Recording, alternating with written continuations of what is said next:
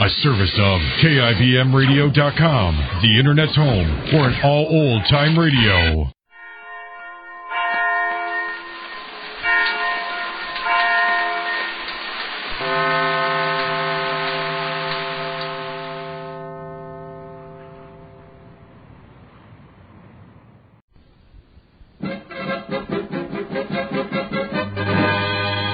Jerry of the Circus.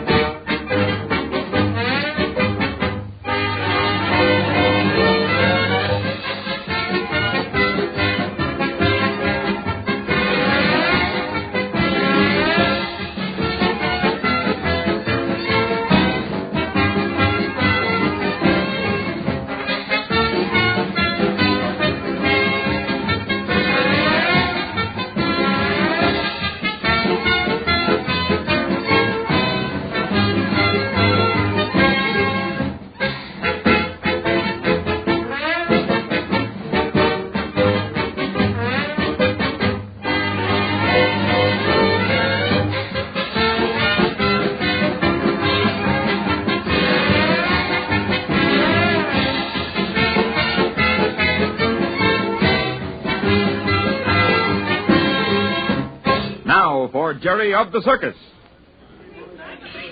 Patsy, you mind sliding that butter up this way, please? Surely, Bump. Here, Jason, hand us the butter. Here you are. Help yourself. Thanks. How are the potatoes holding out? There is none down at this end. I passed them along to you, Jerry. Oh, thanks, Carmen. How many potatoes have you had, Jerry? Only two. Only two? But they were little ones. Jerry's trying to build himself up so he can become a strong man in the circus. Quit always kidding me about how much I eat. We've got to have our laugh with our meals, Jerry. It aids digestion. Yeah, but why pick on me? Well, you're not exactly on a diet, you know, Jerry. Then never mind the potatoes. Oh, no, Jerry, you can stand a little kidding. Come on, have one of these nice brown potatoes. They're awful good. You're telling me. Well, your friend Tom is quite a waiter, Jerry. He serves very well. Sure, he can do most anything. Well, how are you making out, Carmen? You got enough of everything down there in your end of the table? Oh, yes, thank you, Bump. I have plenty. Jason? Yeah? Look at, here comes Tom with that box with a bouquet of vegetables for Carmen. Now the fun's going to start. Not a word, Jerry. We don't want anybody to know we had anything to do with this. Oh, thank you, Tom. Well, who's your admirer, Carmen? That's sure a pretty box of flowers. I have an idea who this is from. Hey, look, he's opening it, Jerry. Hello? What is this? Someone is playing joke on Carmen. Onions, turnips, all vegetables. This has gone far enough. I will not stand for such thing as this. I haven't seen a vegetable bouquet since I was a boy. Isn't that cute? Carmen doesn't think so. I have never been so, how you call it, my face is red. I will not allow to be made a fool of. Here comes the Major now. Boy, is he in for it. Watch the fur fly, Jerry. Good evening, everybody. Hello, Major. there, Major. Major How are you? Mike, come here, please. Certainly, Carmen. What can I do for you? What you can do for me? Listen, Major. I will not be made a fool of. The idea of sending me onions in a pretty box. And all the people in the circus, they laugh at me. Carmen Bendini no stand for this kind of joke. What's that you say? Onions? Oh, you make like you don't know, huh? You cannot fool me. I know who sent this box to me. Now, Carmen, collect yourself and let me say something. There is no use for you to say something, Major. If you open your mouth, you only put your feet inside. Now, please listen to me, Carmen. You try to tell me you no send these vegetables? Exactly. I had nothing whatsoever to do with it. Please believe me, Carmen. I like you. I like you ever so much, and I wouldn't humiliate you this way in front of everybody. Then you make somebody else to send this stuff to me. No, I didn't. Then, if you please, Mr. Major Mike, tell me who sent this. No, I don't know. But I'll tell you this. I'm just as anxious to find out as you are. The idea of anyone putting me on a spot like this, and especially with you. If you can prove to me you no send this stuff, I forget. All right, Carmen. You just leave it to the Major. I'll find out who pulled this stunt if it's the last thing I do. All right, Major. You'll find out who does this thing, and then you and I together, we fix him, whoever it is. I pledge my word, Carmen. I'll get to the bottom of this, and I'll get to the bottom of it quick, too. Oh, the lights. Well, what seems to be the trouble? They flickered, didn't they? Yeah, I guess the boys are still working on that generator. Is the generator acting up? Yeah, Patsy. They're having a little trouble with it. The men are trying to get it to hold out until they can get some new parts for it sent to us. Well, I hope I have plenty of lights when I'm up high doing my turn. Don't we all? Well, Jerry, you had enough to eat? Uh-huh. I'm finished and full. Good. Then let's get on over to the wagon, huh? Got to start getting ready for the show pretty soon. Well, see you later, folks. And I hope those lights are all right when you're working tonight. Thanks, Bump. Bye. So long.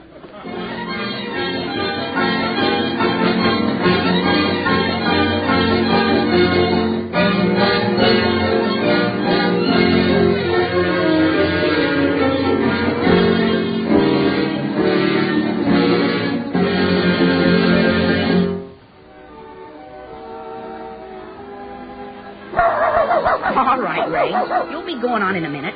Hey, Bumps, Yes, Jerry? should I put Rags' collar on him? Yeah, go ahead and fix him up. Here, boy, come on. You know, Rags, I think you're stage struck. I never in my life saw anybody who was as anxious to act as you are. Hold still now.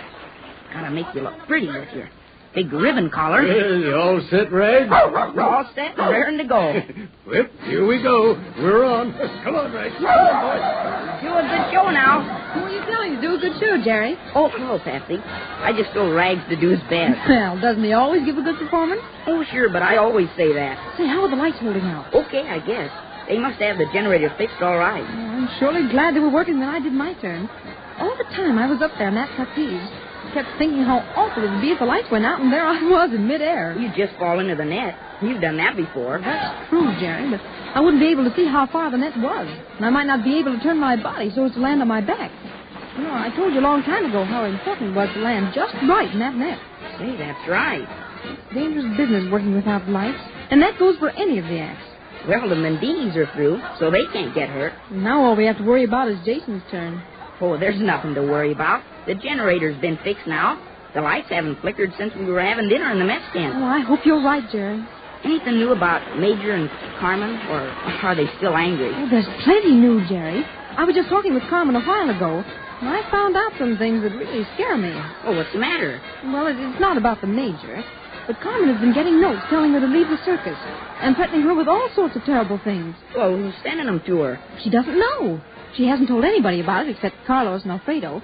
They're trying to find out what it's all about. What do the notes say? Well, one of them warned her to get out of the circus, or there would be acid put on their tight wire. Oh, you're fooling. Now, Jerry, I wouldn't fool about a thing like that. I'm telling you the truth. I saw the note myself. Carmen showed it to me. But who'd want to do a thing like that? Why, acid would eat the wire. What?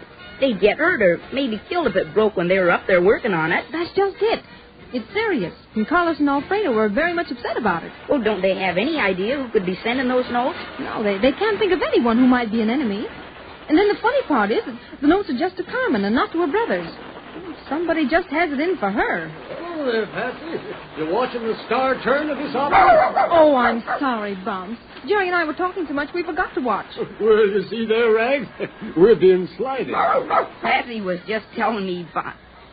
Oh, is it all right to tell Bumps, Patsy? Oh, I don't see why not. What's up? Sure, go ahead, tell me. Well, Carmen's been getting threatening notes telling her to leave the show or she'd get hurt or something. What's that? Yes, Bumps. Someone is out to make trouble for Carmen. Well, no, I don't think anyone will get very far making trouble for Carmen with her two able-bodied brothers around. Well, it's not so good, though. Carlos and Alfredo are pretty much concerned about it. They're trying to find out who's sending the notes to Carmen. Here, Rags. Now, keep out of the way now. That Rusoff troop will be out in that track in any minute. Now, stay right where you are. You don't have any idea who it might be, do you, Bumps? Why, no, Patsy. I just can't imagine anyone doing a thing like that. Especially to Carmen. Boy, she's such a nice little person. I wonder why whoever it is wants her to leave the circus. Well, say, that's something to work on right there. Goodness, Bumps. Look at the way those lights are flickering again. See, they're more than flickering. They're blinking on and off. Gee, this is going to be bad. All those horses running around there at terrific speed and the lights going on and off. Here they go on steady again. Gee, I hope they stay on. I wonder what the trouble can be. I've never seen the lights act this way before. Well, come to think of it, it's the first time I've ever seen them out of order. The men that run that generator usually keep it in tip-top shape. They care for that thing like it was a baby. Jason said some certain part is worn out and they can't get a new one here. So they have to wait until they can get the part sent on. Oh. There they go off again. Oh, this is awful. I wouldn't want to be on those horses now. Bumps, Jerry, are you still here? Yes, Patsy. Yeah, we haven't moved. We better stay put until the lights go on again. Now they're coming on again. They were sure out a long time. And those Cossacks didn't even stop riding. I guess those horses are so used to doing their turn, they just keep right on going, whether it's light or dark. This makes me feel awfully uneasy, Bumps. It's so risky. Hey, now, look at that. There they go, blinking again. Well, isn't there some way we can get electricity to run the lights? I suppose so, Jerry, but I guess it'd take time to get some lines rigged up to the city current. Well, hello there. Looks like we're having some excitement with those lights acting up. Yeah, it's bad, Jason. It's almost time for your act, Jason. What are you going to do? Now, I'm beginning to think that Patsy's worried about you, Jason. Well, I'll admit it, Bumps, I am. There's no telling what those lines will do if the lights go out and the audience starts screaming. They may get so excited that you won't be able to control them, Jason. No, don't you worry about that, Patsy. I'll be able to take care of myself. Oh, I hope so. Well, how are you going to do Oh, that? excuse me, folks. I'm on. Wish me luck. Oh, we do wish you luck, Jason. And we'll keep our fingers crossed for you. Allow me to call to your attention this vast steel enclosure, which will soon be filled with wild beasts of the jungle. Introducing at this time, Jason, unquestionably the greatest wild animal trainer of all time, in an exhibition of man's skill and daring over primitive jungle beasts. Your attention, ladies and gentlemen. We now present the great Jason. Well, there he goes. And here come the cats down the chute. No matter how many times I see Jason do his act, I still get a big thrill out of it. He sure is brave. Yeah, there's no doubt about that, Jerry. Oh, I just hope he isn't foolish. No, Patsy. Well, I don't care, Bumps. Sometimes I think he takes unnecessary chances. Let me ask you a question, Patsy. Your act is a pretty risky one, too, isn't it? Oh, I don't know. Oh, no. Well, it is. You don't have any fears about it. Flying around the top of that tent like a bird. You do a dangerous turn there, Patsy. You sure do. Up, Daisy. Go, Needle. Come on, you. See, the lights. They went off again. Oh. Oh, there they go on again. That was a close call. Oh, there they go out again. What in the world is wrong with those lights? It doesn't look like they're coming back on this time. They gotta come back on. Get some lanterns, somebody. Yeah, get some lanterns. Yeah, hurry up with them. Oh. Listen to how mean those lines are getting. Bumps, I wonder if Jason is all right. He won't be if those lights don't come on soon.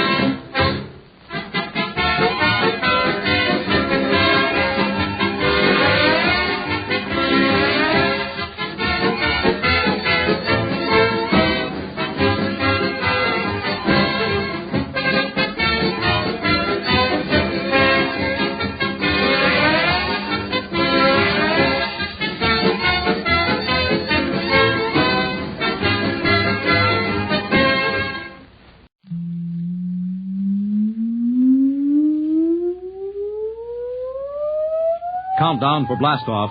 X minus 5, minus 4, minus 3, minus 2, X minus 1, fire!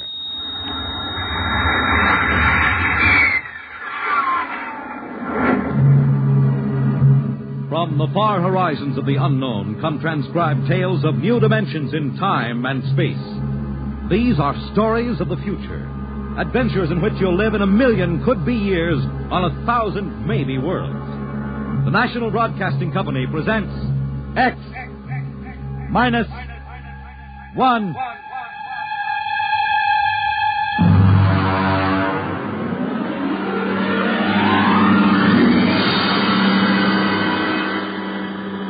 Tonight, X minus 1 presents Perigis' Wonderful Dolls by George Lefferts.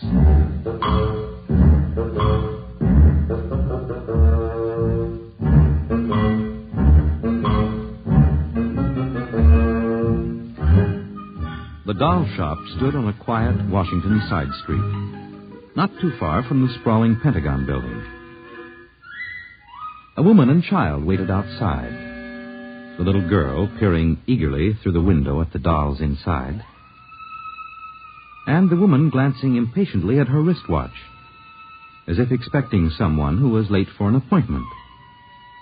There was nothing about the doll shop to warn them that they were waiting to keep an appointment with doom.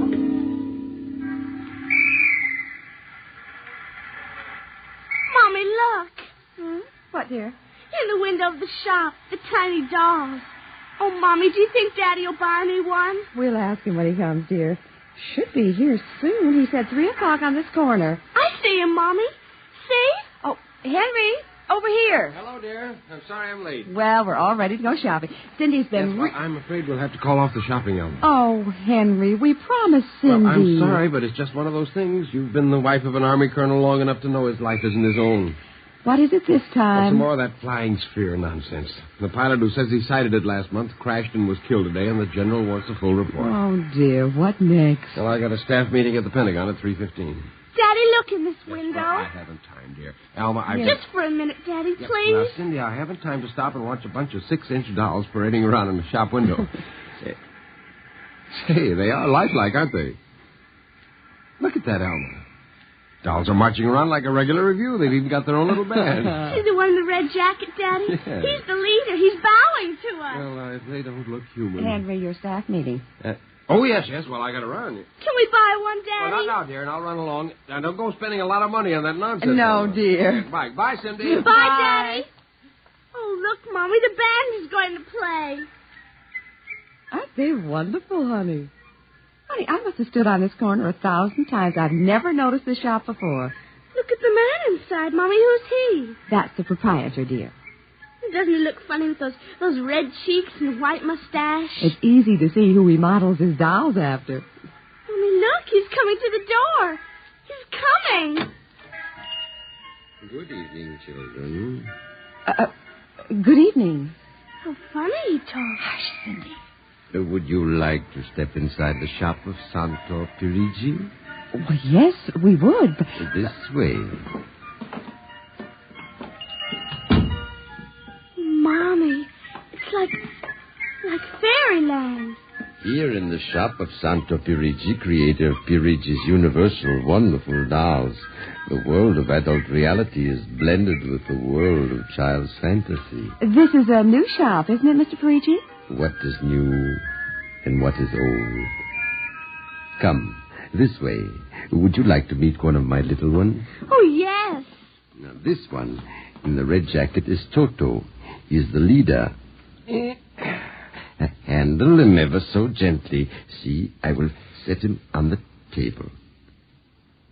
Speak, little one. How do you do? How do you do? How do you do? Oh, my, he talks. The doll talks. Amazing, absolutely amazing. That is nothing for Perigis' wonderful dolls. Listen. Sing. Sing, Toto. Sing for the little girl. My name is Toto. Sing, Toto. Men are big and tall. Dolls are very small. When men begin to fall, the dolls will roll them More. How do they work, Mr. Perigis? How do they work? That is the secret of the great Perigis, greatest of all doll makers. To make an ordinary doll is nothing. To make a perfect replica, that is something. But to make a doll with intelligence, that is the work of an artist, eh? I suppose that they're very expensive to buy. The Perigis does not sell his dolls, madam. You don't sell them? When I construct a doll like Toto, I cannot bear to be permanently separated from him. So instead of selling, I rent my little people. You do? You rent dolls? Precisely. $10. For how long? For as long as they are cherished. My only request is that when you grow tired of my dolls, you return them to me in good condition. Oh, Mommy, could we take him home? Take him home. Take him home. Take him home. Oh, look, he's bowing and dancing. He wants to Well, come. honey, your father said that we shouldn't spend a lot Oh, of money. please, I'll take such good care of it. Please. Well, honey, we'll have to deal with your father later, but...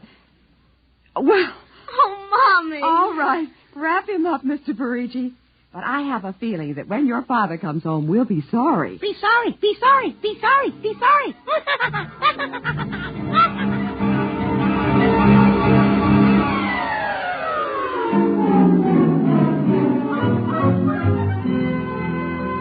Now, Toto, this is my room, and you're going to sleep right here next to my pillow. I wish you wouldn't laugh like that. I'm going to have to teach you some manners.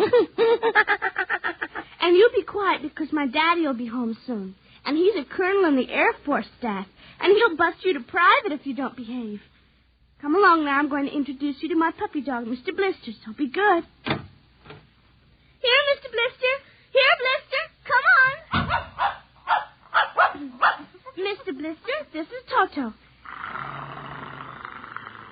Dear, I don't think Mr. Blister likes you, Toto. Come over here and shake hands with Toto, Mr. Blister. Come on now.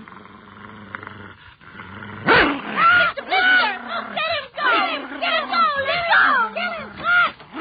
Cindy! Mr. Blister, come over here. Come over here. Cindy, what happened? Mr. Blister tried to bite my doll. How frightened he is. Oh, honey, dolls don't get frightened. But he was frightened, Mommy. He screamed. You imagined it, dear. It's only a doll. He did. Well, Mr. Blister didn't mean it. Now, you know he's the gentlest little pup alive. He is, and he's nasty, and I hate him. Oh, now, see, you've hurt his feelings. I don't care. He tried to bite my new doll, and I don't ever want to see him again, ever. Oh, dear. All right, Mr. Blister. You come downstairs with me. Cindy's angry with you tonight. I'll kill him. Cindy! Where did you learn a thing like that? Toto said it. Honey, you've had a very exciting day. Now, brush your teeth now and go to bed, Daddy's coming home late, so he'll see you in the morning. Good night, dear. Sleep well. I hate him. Hate him. Hate him. Hate him. Hate him.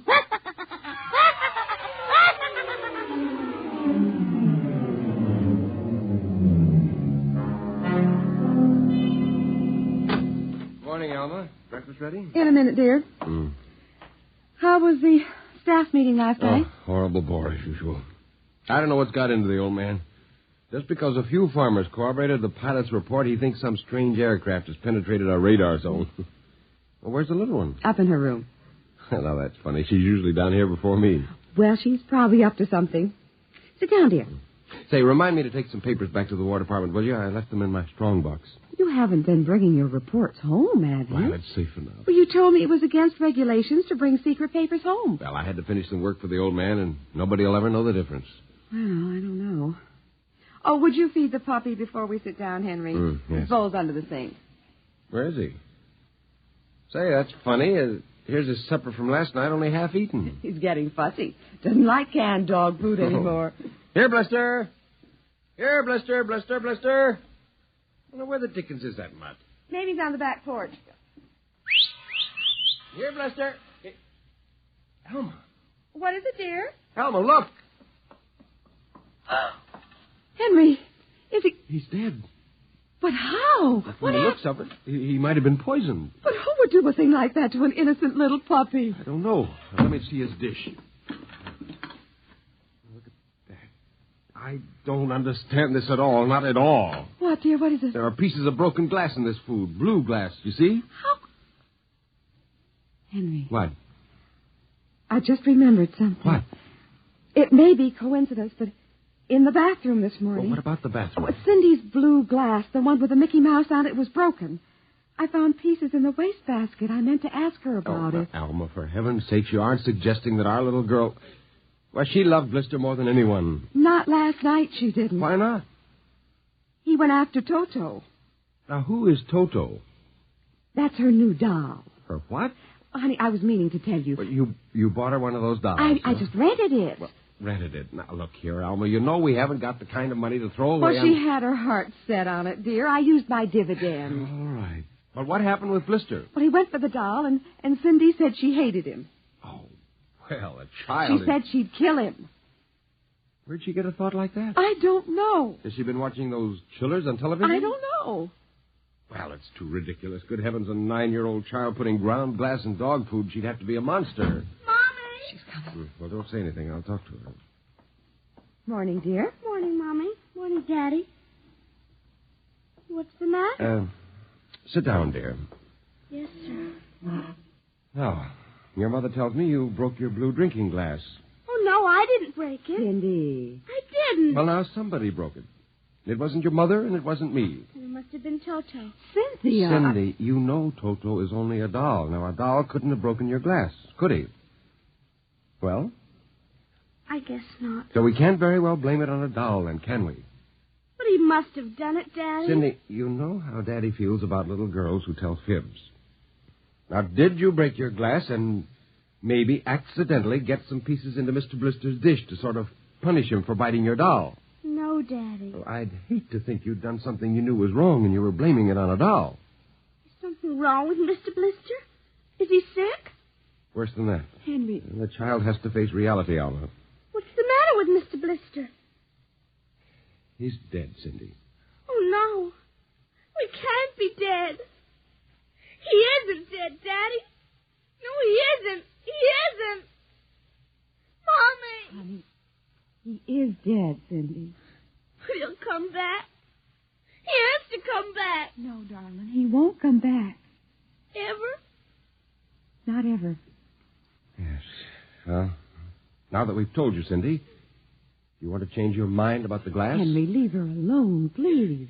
You think I killed him? Now look what you've done. The child feels guilty enough, My Henry. dear, this is no time for feelings to interfere. You go up to your room, honey. Daddy and I'll be up in a minute. I don't want to. Please, Cindy. Now, we'll be right up, please. There. That's a good girl. Close the kitchen door behind you.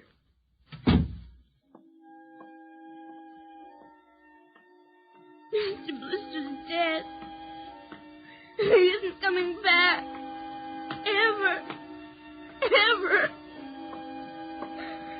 Daddy thinks it was me, but it was you. It was you.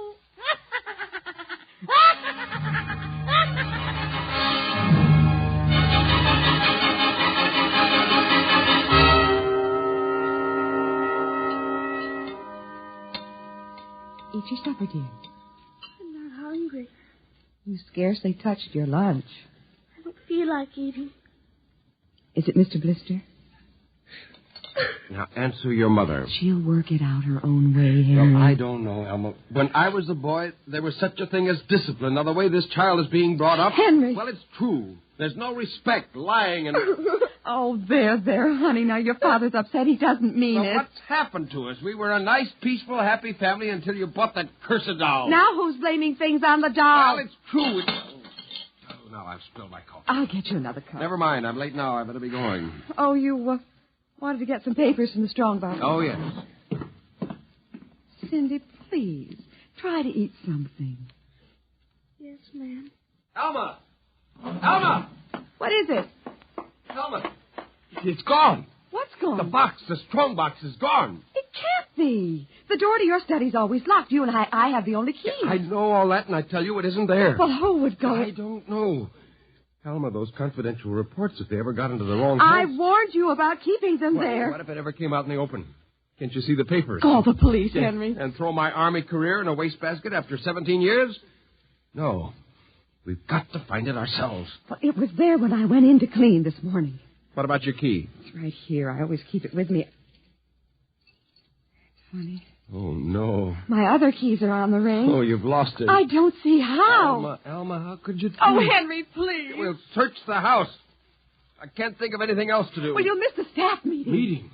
My whole career goes up in smoke if we don't find those reports.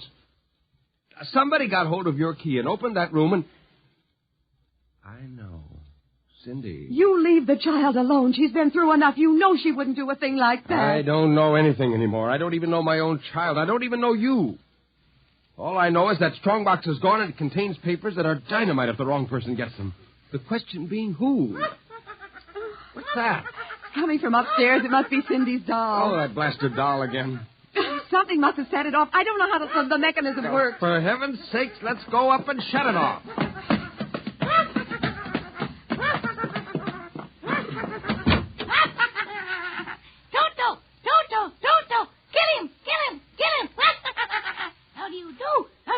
Stop it!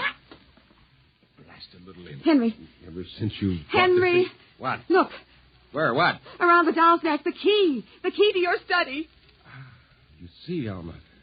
It was Cindy after all. I don't believe it. Good heavens, do you have to have it spelled out for you? Here's our doll with a key around its neck. She wouldn't, Henry. You know she wouldn't. Oh, ever since you got this fool doll, she's been acting half insane. At first the dog, and now this... I think she hates us. Henry, Cindy is my child. I know her. I know she's a good, sensitive person with no malice in You're her. simply refusing to face the facts, my dear. What are you going to do? I'm going downstairs and have a talk with that young lady.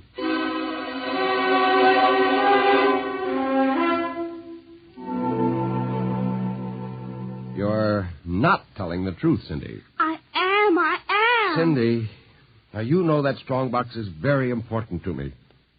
Now, I can understand that you might have been angry at me because I scolded you, and so you took it and hid it, just to spite me. Now, all I ask is for you to tell me the truth. Now, where is it? I didn't take it, Daddy. Honest, I didn't take it. Yeah. I suppose you're going to tell me now that a little 6-inch doll took it and hid it. Well? I'm speaking to you, young lady. But I didn't take it, Daddy. You don't understand. Toto did it. He's terrible, awful. He says things. He's going to kill everybody. Cindy, you're inventing things. It's true.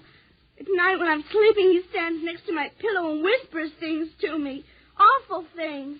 He told me he'd kill me, too, if I scolded. Alma. If I told you. I think this child is sick. I think she needs a doctor. She's frightened, Henry. She's trembling like a leaf. Come on, dear. We'll go up to your room. I don't want to go up there. Honey, Mommy will stay with you. I'm afraid he's up there. Who? Toto. Well, he won't be up there for long. Mr. Toto is going right back to Perigis' wonderful doll shop before I lose my sanity, which means right now.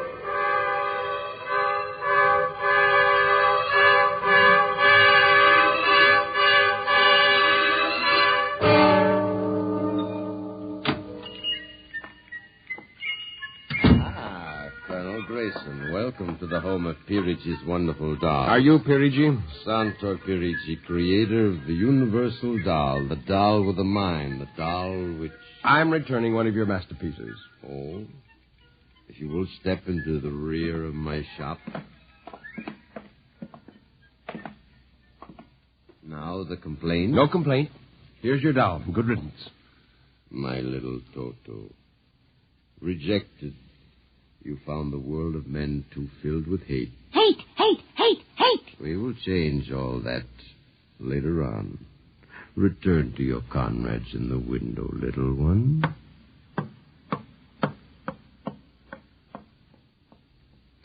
And now, Colonel Grayson. I think we have no further business. But we do, Colonel.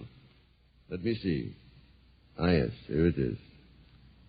Do you recognize this strong box, Colonel? My strong box? Well, where? My little Toto is very clever, sir. Are you trying to tell me your doll stole that from me? Let us not say stole. I am merely keeping it in custody. What's the game, Perigis? The game, as you call it, is blackmail. You give me what I want, and I do not ruin your career. What do you want? Information. We already know something from the reports of the War Department concerning a certain strange-looking sphere reported by one of your pilots. What government do you represent? I represent Perigis' wonderful dolls, none other. I am not so naive, sir. Perhaps I should explain. Each man hides something from the world. Each man loves something more than life. With the help of my wonderful dolls, I obtain personal information which enables me to control the men who control the world. You're a madman. A genius. You would be surprised at the list of men who have become the confidants for my dolls. Do you think you can blackmail me into betraying my country? If the price is right. And in this case, sir, the price is your career and the lives of your wife and child. Why are you so interested in the flying spirit? Let us say for reasons of my own. Well, Colonel? Hand over the strong box. I warn you, I have a gun. Give it to me. You are being foolish. Put down that walking stick. Now. No closer. Now.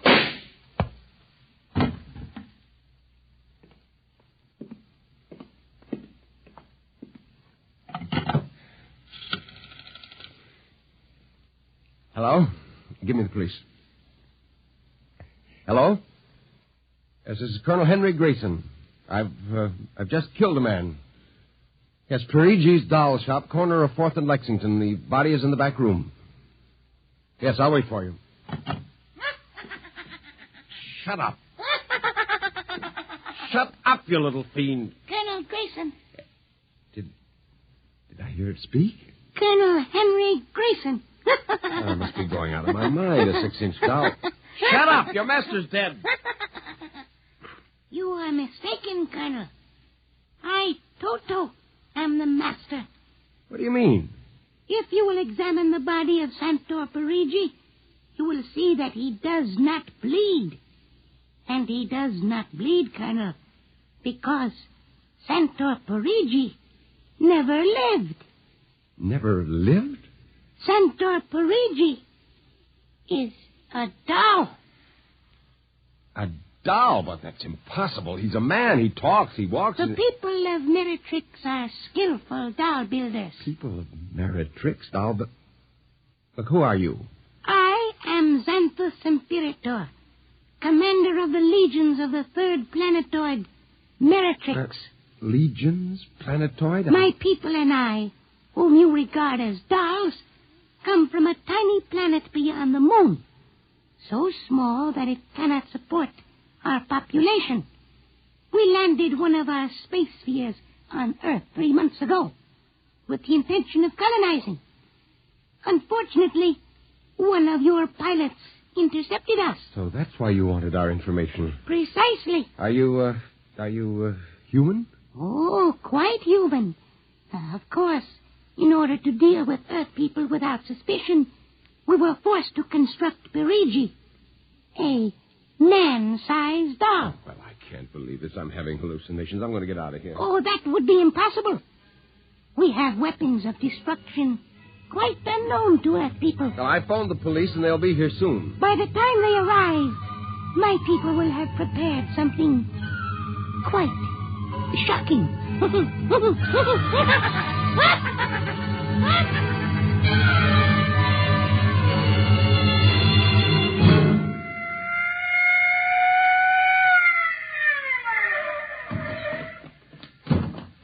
Cover him, Ryan. Okay, Sarge.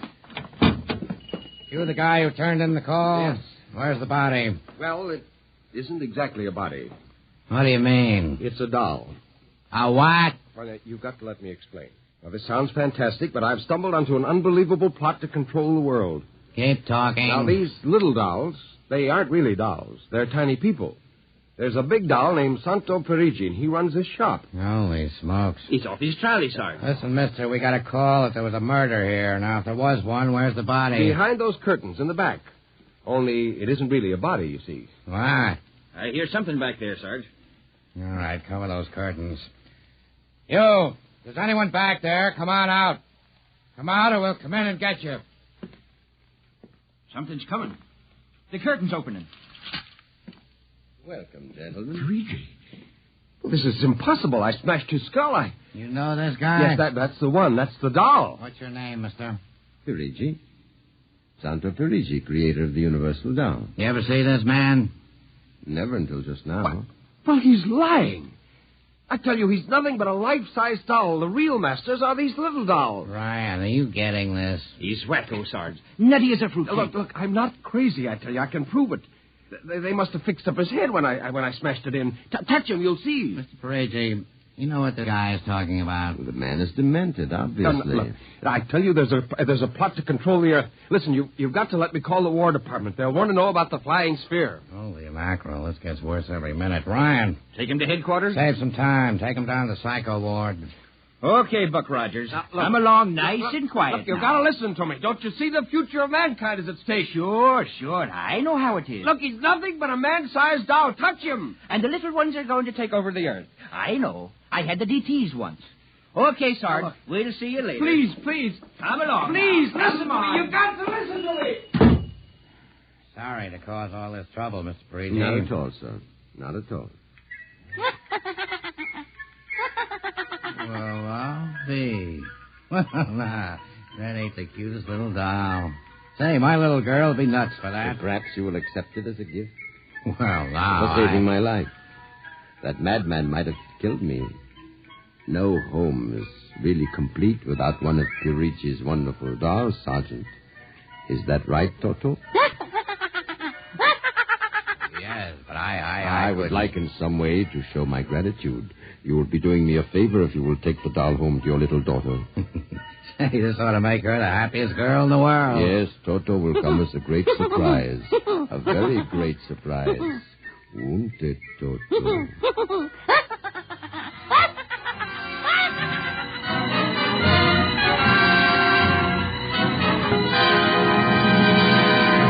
Tonight, by transcription, X-1 has brought you Perigis' Wonderful Dolls, written by George Lefferts. Heard in the cast were Janet Alexander as Cindy, Ann Petoniak as Alma, Nelson Armstead as Henry, Joe DeSantis as Perigis, Michael O'Day as Toto, Ken Lynch as the Sergeant, and Frank Milano as Ryan. This is Fred Collins speaking.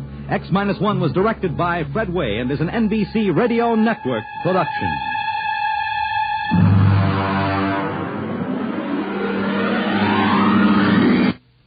Tonight's story concludes the present series of stories of the world of the future. If you'd like to hear X-1 return to the air at some later date, please drop us a postcard or letter addressed to X-1, care of the National Broadcasting Company, RCA Building, New York. When Jerry Hall, Mrs. Gregory, and Captain Bradford started out to search for a little girl on a strange island in the South Seas, Jerry insisted it would be a magic island. Now that Joan, Mrs. Gregory's long-lost little daughter, has been found on the island, and G47, the mad scientist, and his weird colony are holding Mrs. Gregory, Bradford, and Jerry prisoners, the strange island of Euclidia is indeed almost a magic island. Jerry, Joan, and G47 are in the voice transmission chamber on the island. Jerry tried to get a message through for help, but G47 overheard it. He turned a ray gun on Jerry and Joan. Mrs. Gregory's California radio operator is still trying to hear Jerry. What has happened, Hall? Cannot get your signal. What has happened, J24? J12C. Enough of that. So, you young fools, you would try to warn the outside world of my plans, would you? It might have been better had I used the death ray on you. No, I need you both. You have been unconscious for 50 seconds. 10 seconds more and you will revive. Then you will send the message I want you to send. Now, you should regain consciousness in just 3 seconds. That's funny. I was talking to J12 in Los Angeles, then the set went dead. I'll get him again. You will do exactly as I say, young man. Golly, I didn't see you. Say, what did you do to Joan? Joan, what's the matter? She did not receive the ray from this little toy of mine until after you did. It is just time for her to awaken now. You turned the ray gun on Jerry, but he is not dead? No, I used only the 60-second paralyzing ray. What are you talking about? Nothing happened to me. Didn't you see that I was asleep, Jerry? You were mighty quiet and funny, all right. G47 turned his ray gun on us when he heard you trying to warn your friends in California that you were held prisoner here on Euclidia. I didn't see any gun. I heard something that sounded like a baby screaming, a little child screaming way off. Then the radio set went dead. The radio set, as you call it, did not go dead. I merely put you to sleep with the 60-second ray. You were trying to deceive me. You bet I was. And I'll try it every chance I get. Do not speak like that, Jerry. G47 can do with you exactly as he pleases. Let him get busy on his worst then. I'm going to get off this island some way, sometime, and nobody's going to stop me. You are a fool. Even a brave man knows when to keep quiet. You are as completely in my power and cut off from the world as if you had never known it to exist. This little ray gun is only one infinitesimal part of my equipment for handling fools. Is that the little thing that put us to sleep? This is it. That doesn't look like a gun. It isn't any bigger than a lead pencil. Just the same, Jerry. That little thing will throw a ray across this island and carries enough power in it to paralyze 1,000 people. You have learned your lesson well, Cleostra. Oh, nix on that Cleostra stuff. Her name is Joan. She's Mrs. Gregory's little girl, and I'll call her Joan. You will learn to call her Cleostra. Her Euclidean name is the only name she will ever need. And it is our wish to know her as the symbol of Cleostratus, the great astronomer of ancient Greece who gave us the zodiac. Well, I'm going to call her what I like. Yeah, and that's not all. That is entirely too much. Silence, both of you. You will now send the message I instructed you to send before. And this time I will stand directly behind you with this little ray gun trained upon you. Go on, Jerry. Do as he tells you. Move the transmission lever there upon the map of California. This is the craziest radio set I ever saw. I push a button and talk to Los Angeles, but I'm talking to a blank wall. You are talking through a wall, a porous sound wall, behind which the directional voice transmission apparatus is located. The wall is bulletproof, my young fool, so do not waste your time trying to damage the apparatus. Go on. Be careful, Jerry. Do not try to send any message except exactly as G47 tells you. Oh, I got enough sense not to want him to put me to sleep again with that thing. Well, here goes.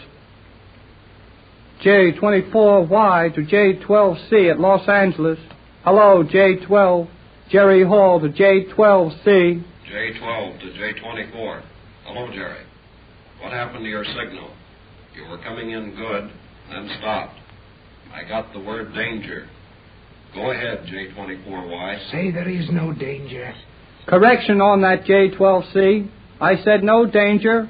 All is well, but we are off our course. No sign of island.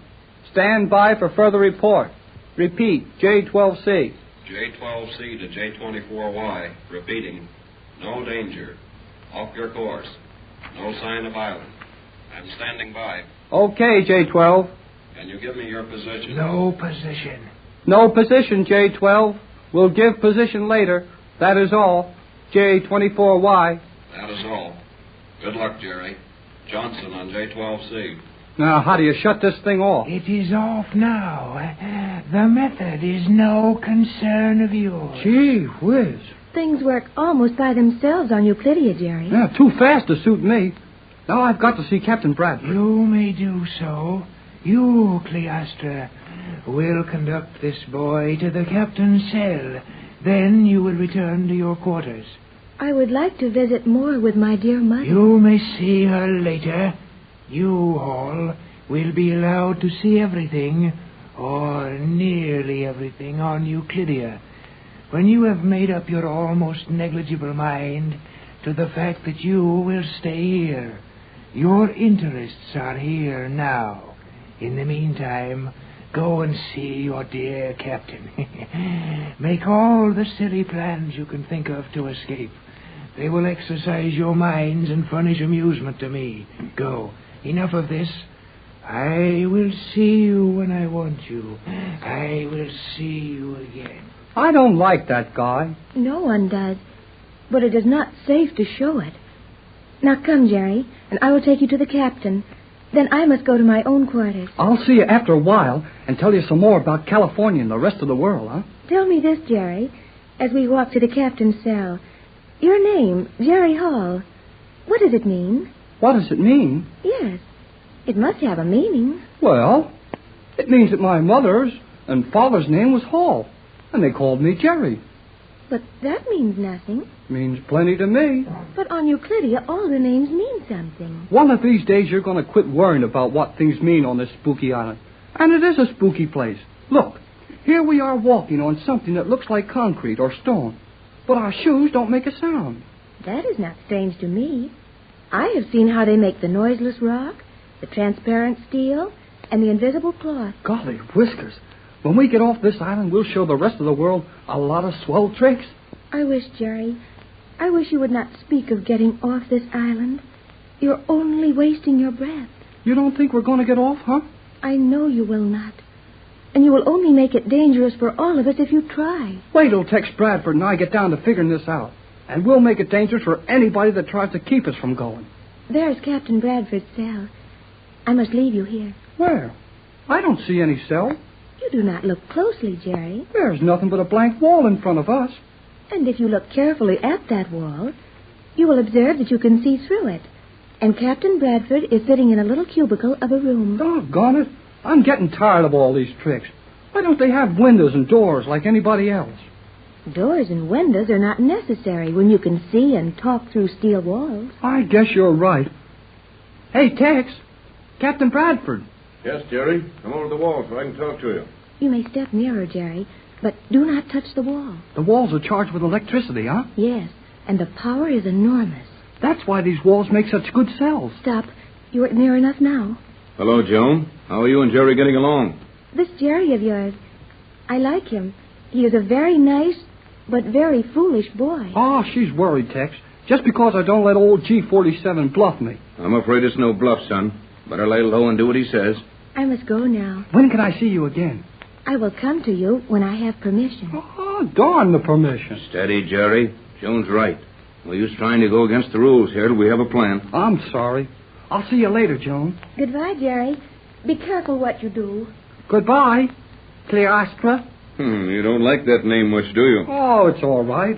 I don't like it because old Geometry gave it to her, I guess. Well, now that we have a minute to ourselves, let's see what we've learned about our situation here. The more we learn about it, the worse it gets. Where's Mrs. Gregory? She's in the room where they make dresses in 300 seconds, wherever that is. Well, as long as they don't injure any of us, we have a chance. Not much. I tried to cheat on a radio message to Johnson, and old G47 turned a ray gun on me. Did he hurt you? No, just put me to sleep for exactly 1 minute. Then when I woke up, he had me believing I'd better not try it again. Did you get through to Johnson at all? Yeah. With the old guy shoving his gun in me, in my back, I had to tell Johnson all was well. That we were off our course, but in no danger. And that we didn't know our position. Good boy. That helps a lot. How could it? I didn't have time to show you all the things we have on that yacht. And you didn't see any of our equipment at the Gregory home. But Johnson knows it's impossible for us not to know our position as long as we have current enough on board to send him a message.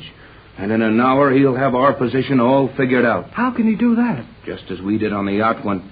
No, I'd better wait for another time to review that. The chances are, in fact, I'm sure, that every word we've said has been overheard by someone. Then we've already said too much. Yes, I know it, but we've got to talk sometime. And what we've said so far is no more than G47 has figured out for himself by now. Is there anything that guy doesn't know? There is one thing he can't touch, Jerry. What's that? He can't read your mind. The man is no magician, and he's no trickster, though he is probably the greatest scientist the world has ever known. or fail to know, everything he produces is an exact science. And if we can only figure out how to get our thoughts to each other without speaking or writing them, we can... What's the matter? Tex! I feel dizzy in my head. Oh! Tex! What's happening to you? Faster than a speeding bullet. More powerful than a locomotive. Able to leap tall buildings at a single bound. Look, up in the sky. It's a bird. It's a plane. It's Superman. Kellogg's Pep. P-E-P, Pep. Kellogg's Pep, the Sunshine Cereal, presents The Adventures of Superman.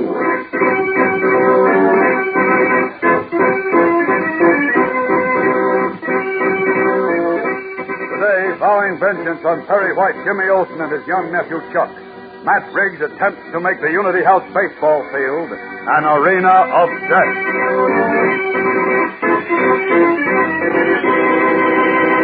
Hello there, gang. This is your pal Dan McCullough. You know, when we start off this show with P-E-P, Pep, the Sunshine Cereal, we're not talking through our hats. No, sir, because Kellogg's Pep and Old Man Son sure do have something in common. For one thing, the way they brighten up breakfast. Why, just one look at a sunny golden toasted bowl of Kellogg's Pep, and your appetite wakes up smiling. You can hardly wait to start eating. Then, when you sample that first spoonful, all crisp and toasty and delicious, you know that you're going to go for this dish. And did I say delicious? Why, believe me, gang, Kellogg's Pep is on the Sunbeam, loaded with the sparkling sunshine flavor that's mighty keen.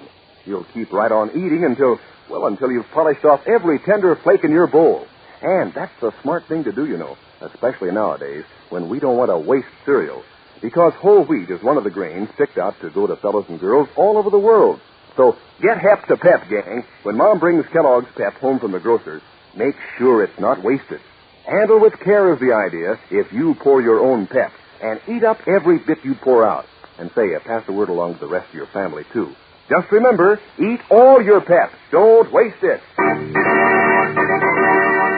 And now, the adventures of Superman.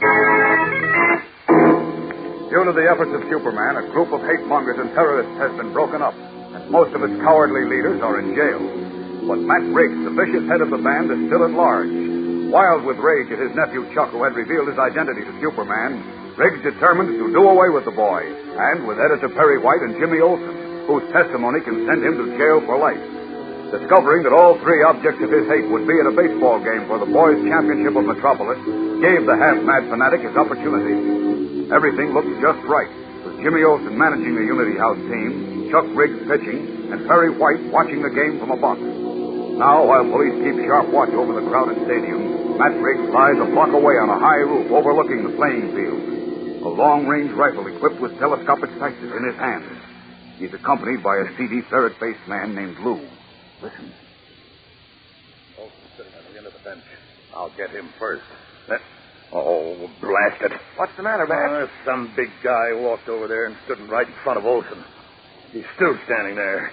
Then get your big mouth nephew, Chuck. He's all alone on the pitcher's mound. Look, I've got to get Chuck and Olsen and Perry White, you sap. Sure, I know, but... Yeah, and they all have to be in the clear at the same time before I shoot. Why do they? Why? Because there'll be a flash in the gun that'll give us away when I fire. I gotta pick them off 1, 2, 3, just like that. So we can get away before the cops get here. Oh. Wait. The big guy is walking away. Now... Doggone it. Now what? Oh, don't you see the players gathering around Chuck on the mound? Oh, yeah. I was watching Olsen. What happened? That other team got a couple of hits, I guess, and the Unity players are talking it over with Chuck. Yeah. Sure, there goes Olsen out to join the party. I wish you'd get this over with, man. I got to jump. Well, it won't be long now. I'll get those 3 rats, and then we can be going. You sure you can hit them from way up here, huh? Am I sure? Didn't I tell you I can knock down a running bear at 1,000 yards? Well, this job is a cinch. I'll get White, then Olsen, and then that double-crossing nephew of mine, just like I said I would. Wait and see. As Matt Briggs lies waiting on the nearby roof, Jimmy Olsen, unaware of his peril, fidgets nervously on the Unity House bench as he speaks with Clark Kent. I'm worried. Kent. So am I, Jim. It's only the first inning, and Metropolis High got 2 runs already. Oh, that. What do you mean, oh, that? Chuck is nervous as a wet hen. Oh, boy, if only we had Tommy Lee pitching for us today. Uh-huh. Can't see him anywhere. You can't see who? Matt Riggs. What? Matt Riggs? Mm-hmm. But, gee whiz, you think he's here? I don't know, Jim. Inspector Henderson is certain he couldn't get into the stadium without being spotted, but I'm worried. Ahead, we got ahead. Come on now, Frankie, drive him home. Aren't you excited, Mr. Kent? Oh, yeah, sure I am, Jim, but I'd be a lot happier if I knew where Matt Riggs is.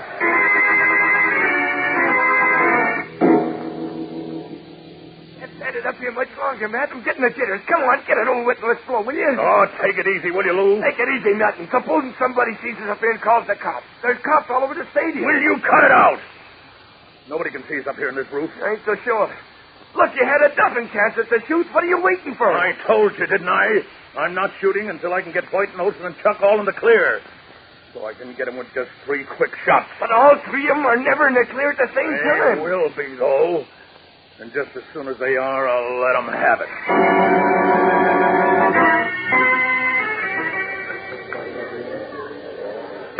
Well, Musk's home run tied the score, and Chuck Riggs seems to be settling down. Looks better for Unity House now, Kent. That's right, Chief.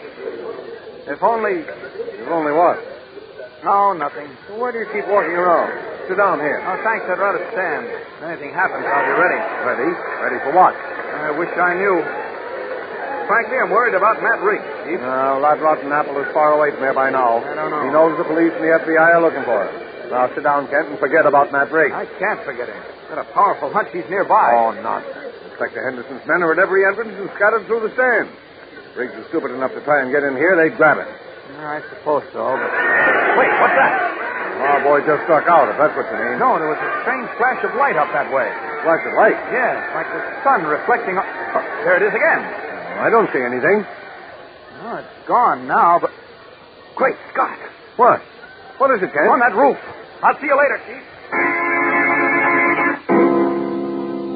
Now, man, the kind of glasses is gone from in front of White's box. Yeah, I see it. Chuck and Olsen still standing by the bench? Yeah, let's see. They're bucking away from each other, but they're all alone. Clear shot. Yeah, okay. All right. Here's where those 3 rats get theirs. First, Mr. Perry White. His mad, slate-colored eyes blazing, Matt Riggs takes careful aim at Perry White. Then slowly his finger curls around the trigger of his rifle. We'll be back in a moment for the exciting climax of today's episode.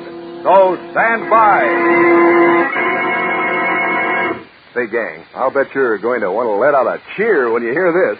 It's this week's brand new pet dish of the week. And is it slick? Listen, it's called a Peach Rocket. Yes, sir, that's right, a Peach Rocket, featuring Kellogg's Pep, the Sunshine cereal, in a nifty new way. Here's how it goes. You take firm, ripe slices of fresh peaches and line the sides of your bowl with them, so they're pointing up like rockets. Then pour on your serving of Kellogg's Pep so the tips of the peaches still shoot up at the top.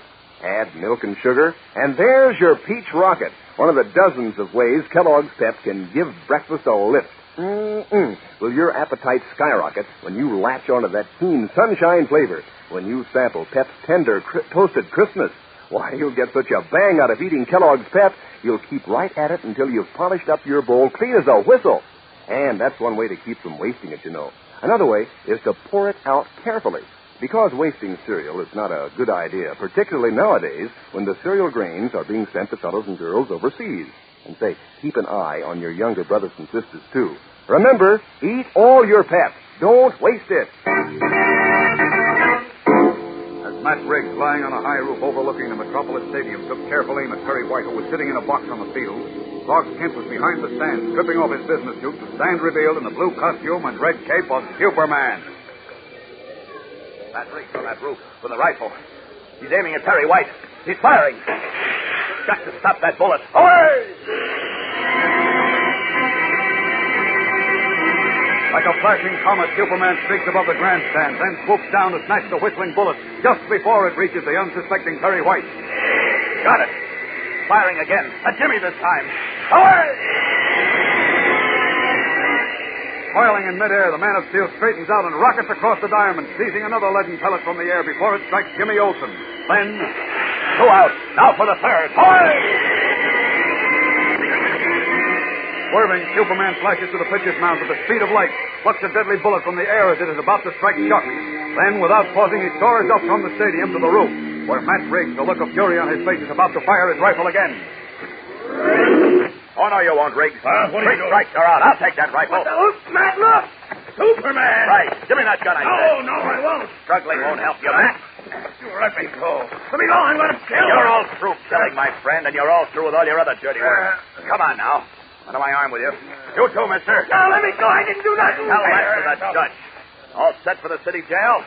Here we go. Up and away!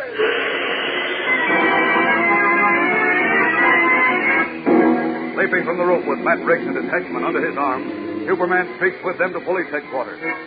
A short time later, once more in his guise of the mild-mannered reporter Clark Kent, he is back in the stadium to stand beside Perry White as the gray-haired editor distributes small gold baseballs, emblematic of the boys' baseball championship of Metropolis, to the victorious Unity House players.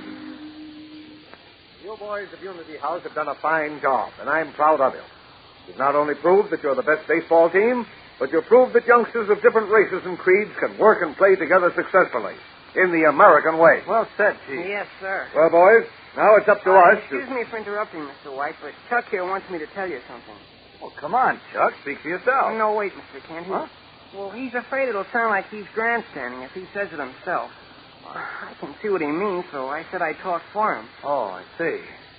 Well, what is it, Jim? Well, Chuck feels like he doesn't deserve this gold baseball. What? Well, what kind of nonsense is that? Of course he does. Certainly, he pitched a fine game. Sure, that's what I told him. But he says Tommy Lee would have pitched the game if Chuck's uncle and his dirty gang hadn't broken his pitching arm. Besides, Tommy coached him through the game. So, well, he wants you to give his gold baseball to Tommy. Well, I say, that's very decent of you, Chuck, but Let me talk, Kent. It is decent of you, Chuck, but it won't be necessary. Because, you see, I've had another gold baseball made for Tommy. Oh. Now, I'd like all of you boys to come with me to deliver it to him. Now, what do you say? Boy, that's swell, Chief. Certainly is. Oh. Piling into taxicab, Perry White, Clark Kent, Jimmy Olsen, and the happy Unity House players drive to Tommy Lee's house. And so another Superman adventure has come to a close. But even now, at this very moment, because the forces of greed and evil never rest, a great and menacing adventure is building swiftly to further tax the Man of Steel's powers. In the tiny hamlet of Squeen Run, Ohio, a man sits at a telegraph key, green eyeshade low on his forehead, and methodically transcribes a message which is being routed through his station due to line trouble elsewhere. Suddenly the man stiffens, reads the message before him, then leaps to his feet and rushes to the telephone. Get me the Daily Planet newspaper in Metropolis, operator. Hurry, please, hurry. This is a matter of life or death. His eyes literally popping from his head, his breathing labored. The telegrapher in tiny Squeen Run waits for his long-distance calls of the Daily Planet to be put through. What foreshadowing of great danger did he read in that telegram? Don't fail to be with us tomorrow, fellows and girls, when we begin a brand new and exciting Superman story, packed with action, mystery, thrills, and Horatio F. Horn, the funniest detective you've ever heard of. So be sure to tune in, same time, same station. And remember, for breakfast, it's Kellogg's Pep. For excitement, the adventures of Superman.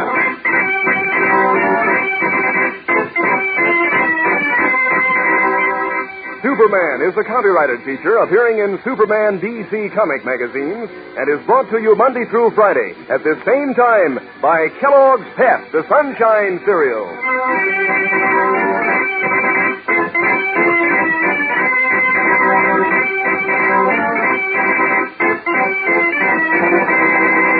Say, gang, talk about famous names. Why, Kellogg is the greatest name in cereals. And Kellogg makes Kellogg's Shredded Wheat. Crisp, tender biscuits that are full up with natural nut-sweet flavor. Toasted the Kellogg way, just right. Mighty good for breakfast, and mighty good for you. They're whole wheat. Mom knows Kellogg's Shredded Wheat is economical, too. You get 15 biscuits in every package, and they're made to fit the bowl. Ask Mom to get you some Kellogg's Shredded Wheat. And be sure to be with us tomorrow for the thrilling adventures of Superman. This is the Mutual Broadcasting System. Tired of the everyday grind? Ever dream of a life of romantic adventure? Want to get away from it all? We offer you Escape. Escape, transcribed to free you from the four walls of today for a half hour of high adventure.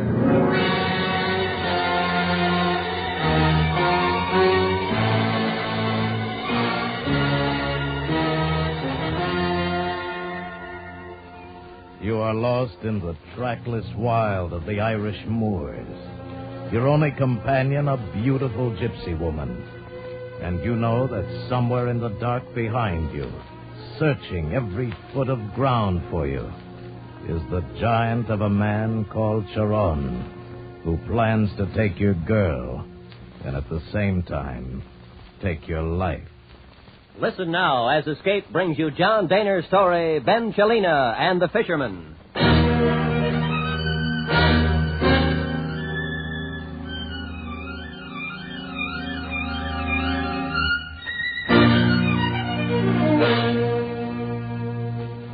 It was a cold and gusty night that found me sitting over a whiskey in a pub in Ballymoran, a lonely village situated on the bleak uplands of County Mayo in the west of Ireland. I had come over from London for a fortnight of trout fishing, which I'd been told was excellent in these parts.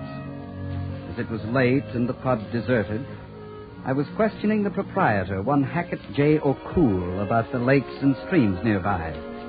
He was a little man, all mustache and eyebrows, and a bowler hat pulled down over his ears, industriously polishing the glasses behind the counter. And through life unblessed we heroes. So, you're here for the fishing now? Yes, I've been told it's excellent here. Oh, that it is, that it is. Losing all that made life dear. Well, where would you suggest I make a start? Well, now, that's hard to say, You might try the Rills of Kildenny. The Rills of... No. Think it over twice. You'd be better off in the loch. Well, where's that? Yes. That'll be the best, I'm sure, for a stranger. The loch. Where is the loch? Loch Dunall is only a mile to the east. But that's by going straight up. To get there, you have to walk around the mountain 5 miles, and... Oh, there's no road, and... No. That's too far. You better try something closer in.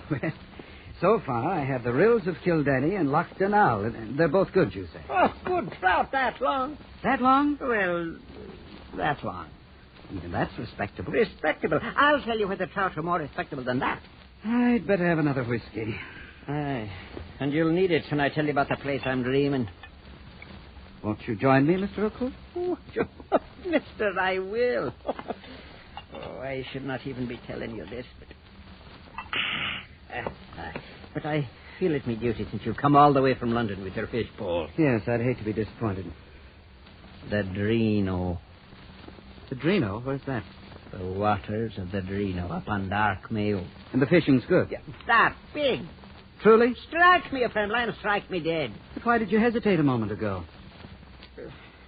It's because, well, Dark Mayo.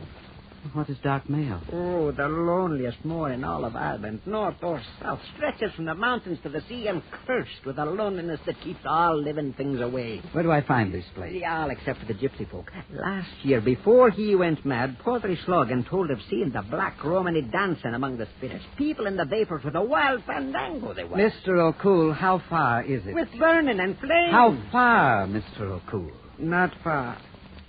Not far. But you'd be lost forever. Oh, come now. I'm sure the wee folk won't make off with a harmless fisherman like me. How do I find this Dark Mayo and the Drino? When through life unblessed we rove, I'll tell you.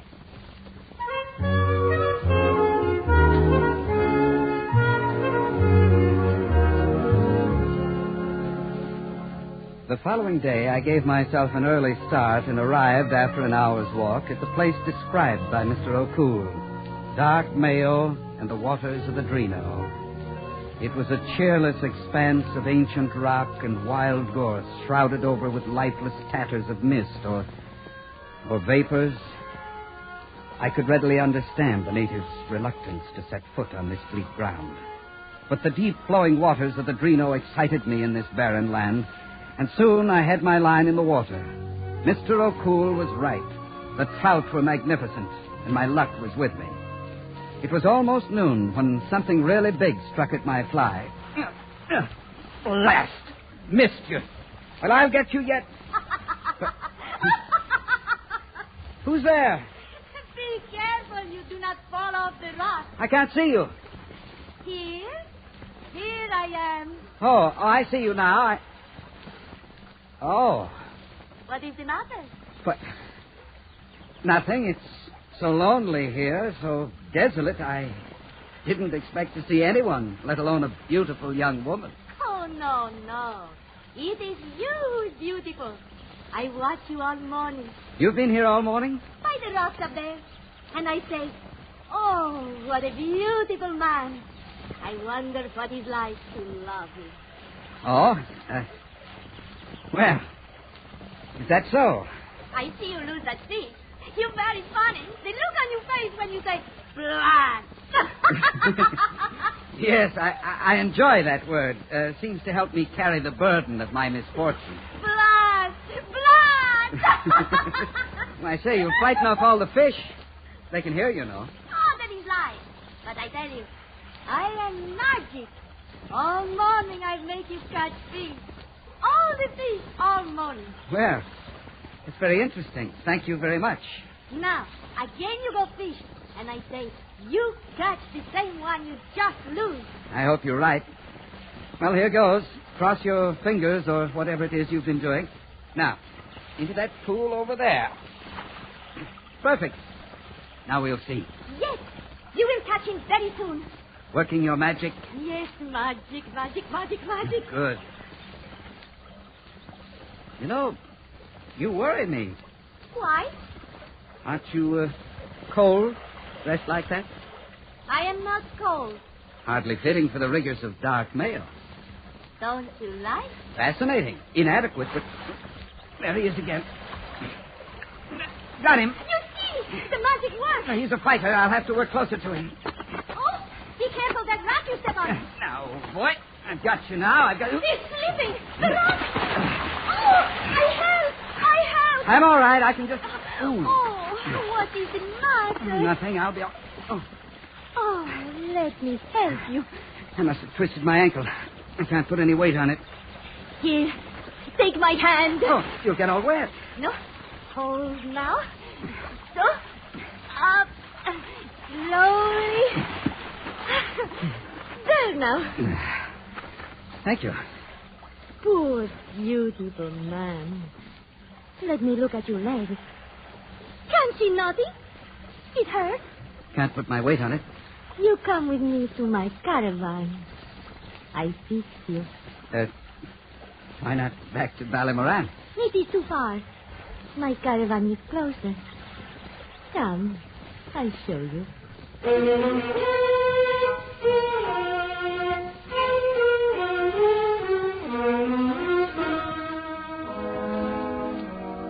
The camp of the gypsies lay in a sheltered pocket of ground surrounded by great boulders and the never-ending scrub of dark mail. There was none of the color which I associated with a gypsy camp and the people of Romany. Instead, here were a grim folk, animating a dismal landscape, who fell silent at my approach and who looked at me with suspicion. There was a cook fire burning in the center of the clearing, an old crone stirring a black kettle. The beautiful gypsy girl helped me into her caravan, a rather disorderly house on wheels. It made me comfortable on a pile of blankets. Now, I will make you well. First time I've been in one of these. It is my home. It's rather clever at that. Like the tortoise, you carry your house with you. Yes, like a tortoise. Everything on my back, heavy. I noticed the others, too. So grim. No smiles. It is Choron, the head of my tribe. A hard man? Hard. Cruel. But he's gone away now to trade horses in the South Country. He will not be back for a long time. Oh, but let us not talk about him. Here, you lie back, and I will fix you. What is that? Magic? Hold on there. The last time you tried your magic, it broke my leg. Oh, no. My magic only catch you fish. Anyway, your leg not broken. Oh, I see. This is blood of my brother. Blood of you? In that bag? Oh, not real blood. Little stone, little glass, and many flowers. I put it on your leg. So, and it will take away the pain. Very magic. An amulet, eh? Look, don't you think I should get to a doctor?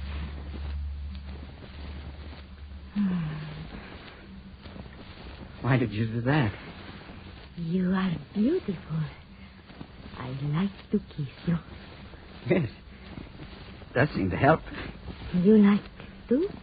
I think we should try it again, just to be sure.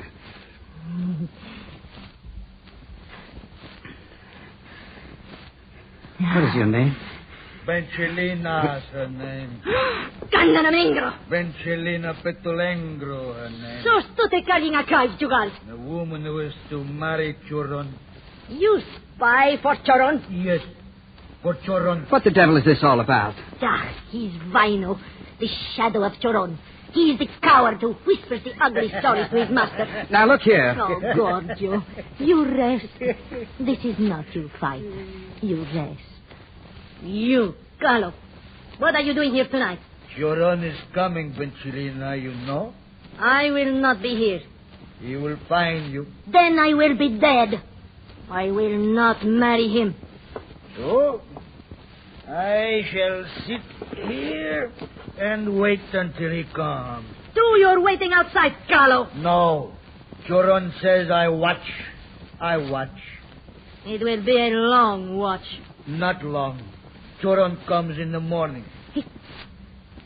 In the morning? He is coming to take his bride, the beautiful Benchillina.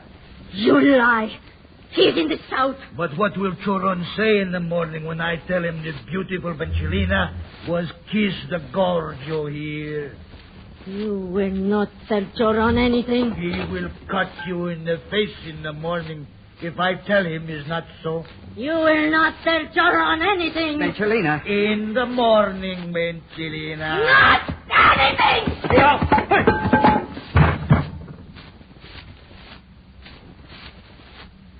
Vino? Vino? Wait. Let me look at him. What? Gave him a good one, all right. Is he dead? No. No, but what happens now? We must go. You and me. Why? Because of this Choron? If he find us here, he kill you and he kill me. Now is the time to run, to hide. Come.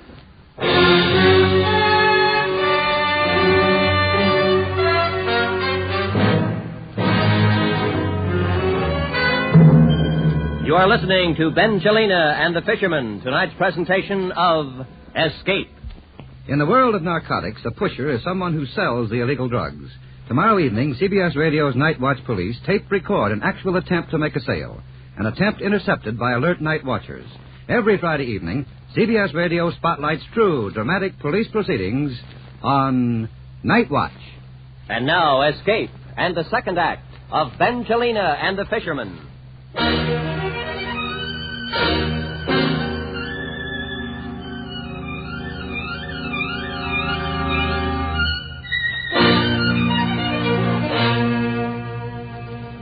Vino lay unconscious on the floor of the caravan.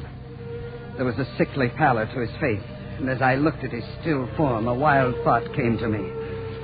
What if he's dead? Not unconscious, but dead. And the name Choron took shape in my mind as something to fear. That maybe the coming morning would bring me to disaster. Suddenly I found myself drawn into the conflict as surely as though it were myself had struck Vino. From now on, I knew my fortunes were with the gypsy Benchillina. And so we fled the gypsy camp. All night, Benchillina drove the horse cart at high speed over the moor, over the endless miles of dark Mayo, until at dawn the road dwindled to little more than a cowpath, and we came to the sea. There was a stone cottage standing alone on a cliff, but something was wrong. Oh, no, not here, not here. What's the matter? I came all the way west, but I take the wrong road. I am lost. Get! What are you doing? I must find the road. But you're going back. I must find the road. It's suicide. We can't go back. Choron is following. Give me the reins. No. Give them to me. No, I give them.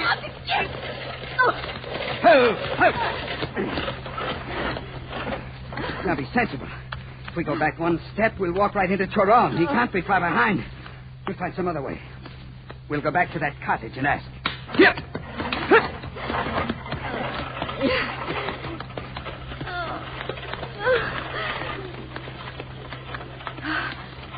There is a town. Belclou. Where is Belclou? It is in a bay by the ocean. If we find Belclou, we are safe. Who? We left here. Help me down. Yes. Now, give me your hand. Your foot is better? Seems to be. Now, let's see if there's anyone about.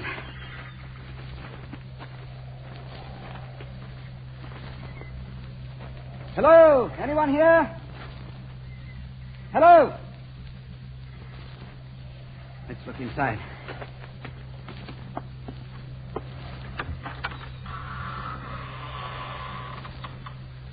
Deserted. Come, Don't go in. Why not? There is death in the house. Death? Come now, it's just an ordinary cottage. Death has been here. Or death is waiting. I know. In my bones, I know. Yeah. If it will make you feel better, we don't have to go in. Don't go in. Then let's look around. Come along. Let's see what we can from the point. Yes.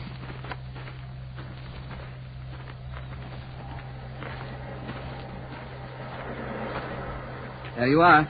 The ocean. It makes me afraid. The waves, the water. We so high. You're afraid of many things. The Romani are afraid of the great ocean. Good. Maybe that will keep Choron away. Ah, not Choron. He will follow anywhere we go except...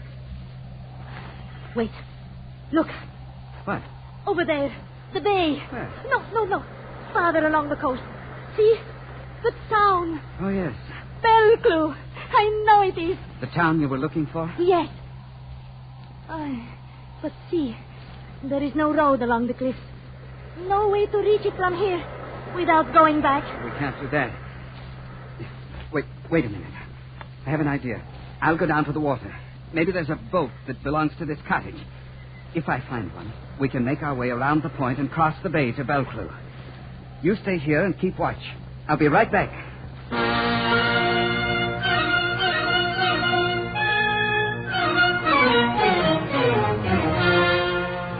By the water's edge, I found what I was looking for. A battered but serviceable dory in a sheltered cove.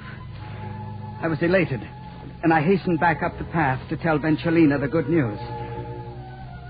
When I reached the top, I called to her. There was no answer.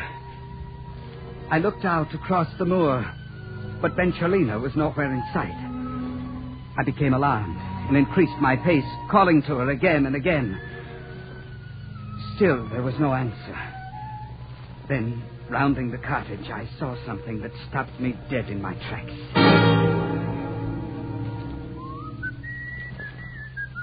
There in the sun, sitting on the stone wall, swinging his legs back and forth, was a man. A swarthy man with a handsome, pock-marked face.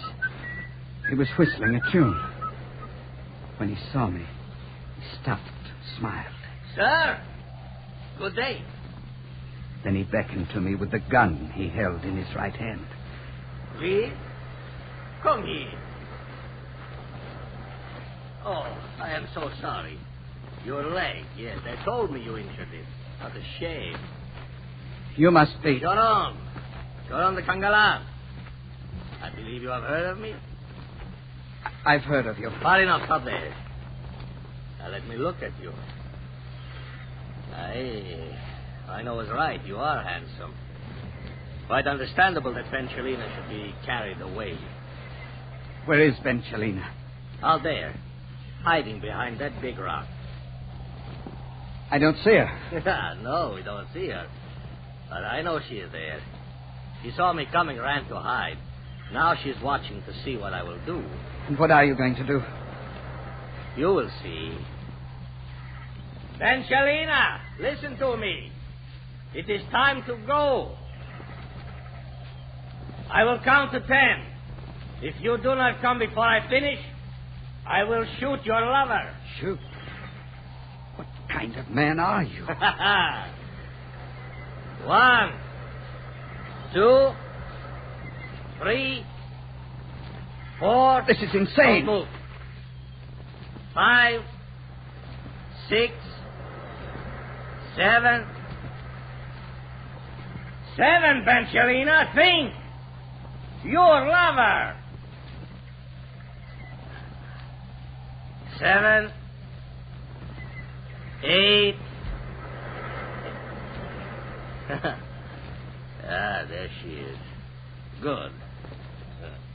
Very good. Very wise, Benchillina. Hurry now. It's time to go back. Hello, Romani Chief. Hey, you are still beautiful. Too bad you are still beautiful. Look, I don't know what you're planning to do. Giorgio, don't say anything. It is all right. I will go back. Now, lover, we do not need you. Turn around. What do you do, Choron? We leave the Barasan here. Around, I say. Oh, no, Choron, no! No!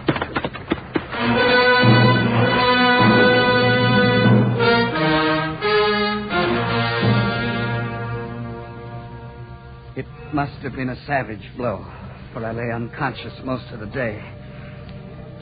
When I opened my eyes, the clouds had blanked out the sun, and the sky was threatening. I dragged myself into the cottage. It was empty. In one corner, there was a pile of dried seaweed, and I fell across it. For a long while, I lay unmoving. Then came the wind, then the rain. I managed to find fuel to light a fire in the hearth. At least I would be warm. Night came. It was sometime during the early hours when, looking toward the door, I saw it swing slowly open. I rubbed my eyes and looked again. Framed in the doorway was a man. I looked closely, then I recognized that it was Choron. He was standing in the heavy downpour, his right hand behind his back. I bring you a bride. I don't understand you. I bring back your love. What have you done with Benchillina? She is with me. You want to see? Of course I want to see Benchillina. All right, then look! Benchillina, come. Benchillina! It was unbelievable. But only that morning had been a wild and beautiful creature stood before me now, a hag, with incredible brutality. Choron had carved 1,000 deep wrinkles into her face and broken her teeth into ugly snags. Her hair hung lank over her face. Only the eyes showed it was Benchillina. She stared at me, and 1,000 raindrops, like 1,000 tears, poured down her mutilated face. You like her? Your bride? What have you done to Benchillina? She is yours, Barasan. You foul, insane... What have you done? Do not come closer. I'll kill you, you evil coward, you rat. Giorgio, no. He will shoot you. I'll kill him. One more step and I shoot. No, Choron. No! Stop! Get out of... Benchillina.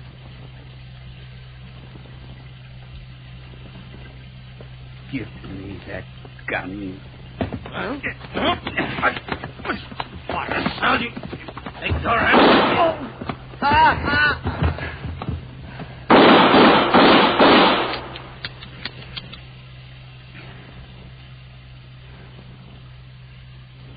Sharon was dead at my feet.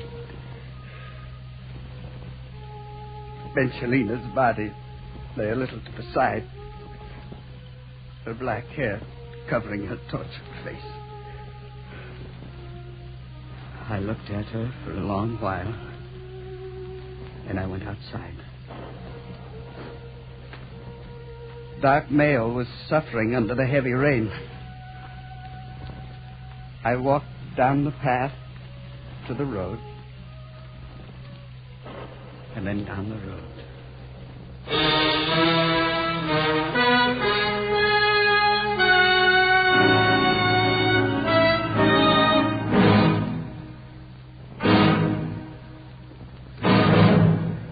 Under the direction of Norman MacDonald, Escape has brought you transcribed Benchillina and the Fisherman by John Daner, starring Vic Perrin with Paula Winslow.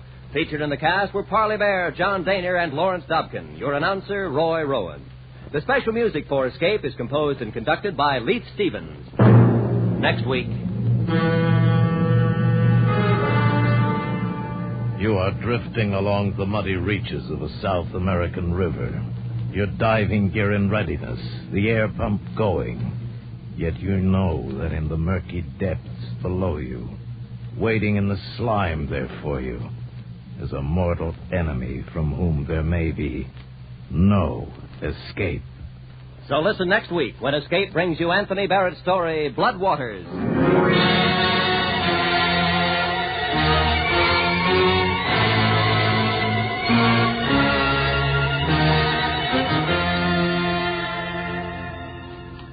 CBS Radio brings you the great news reporters of the CBS Radio Newsroom, Edward R. Murrow, Lowell Thomas, Robert Trout, and a long list of familiar names for news. And remember, every weeknight, CBS Radio broadcasts a complete, up-to-the-minute summary of the Army McCarthy hearings.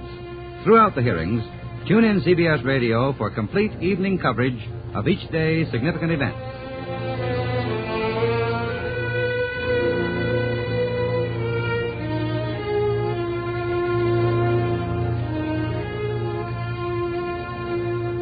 Listen for Robert Trout reporting on the news on the CBS Radio Network.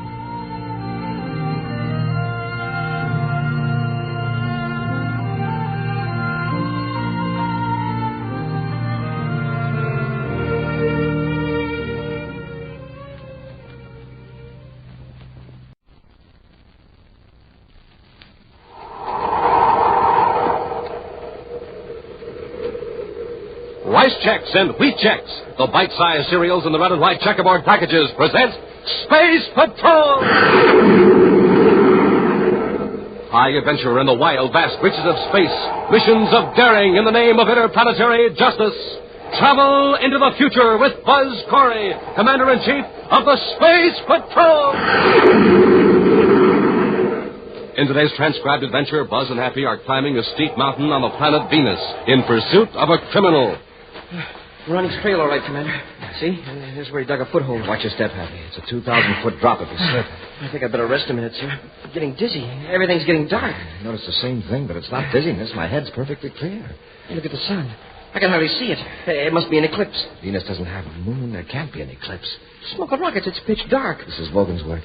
He's got the blackout beam on us. If we try to move another inch in this darkness, we'll drop into the chasm. We'll return in just a moment with today's exciting Space Patrol adventure, The Serpents of Saturn.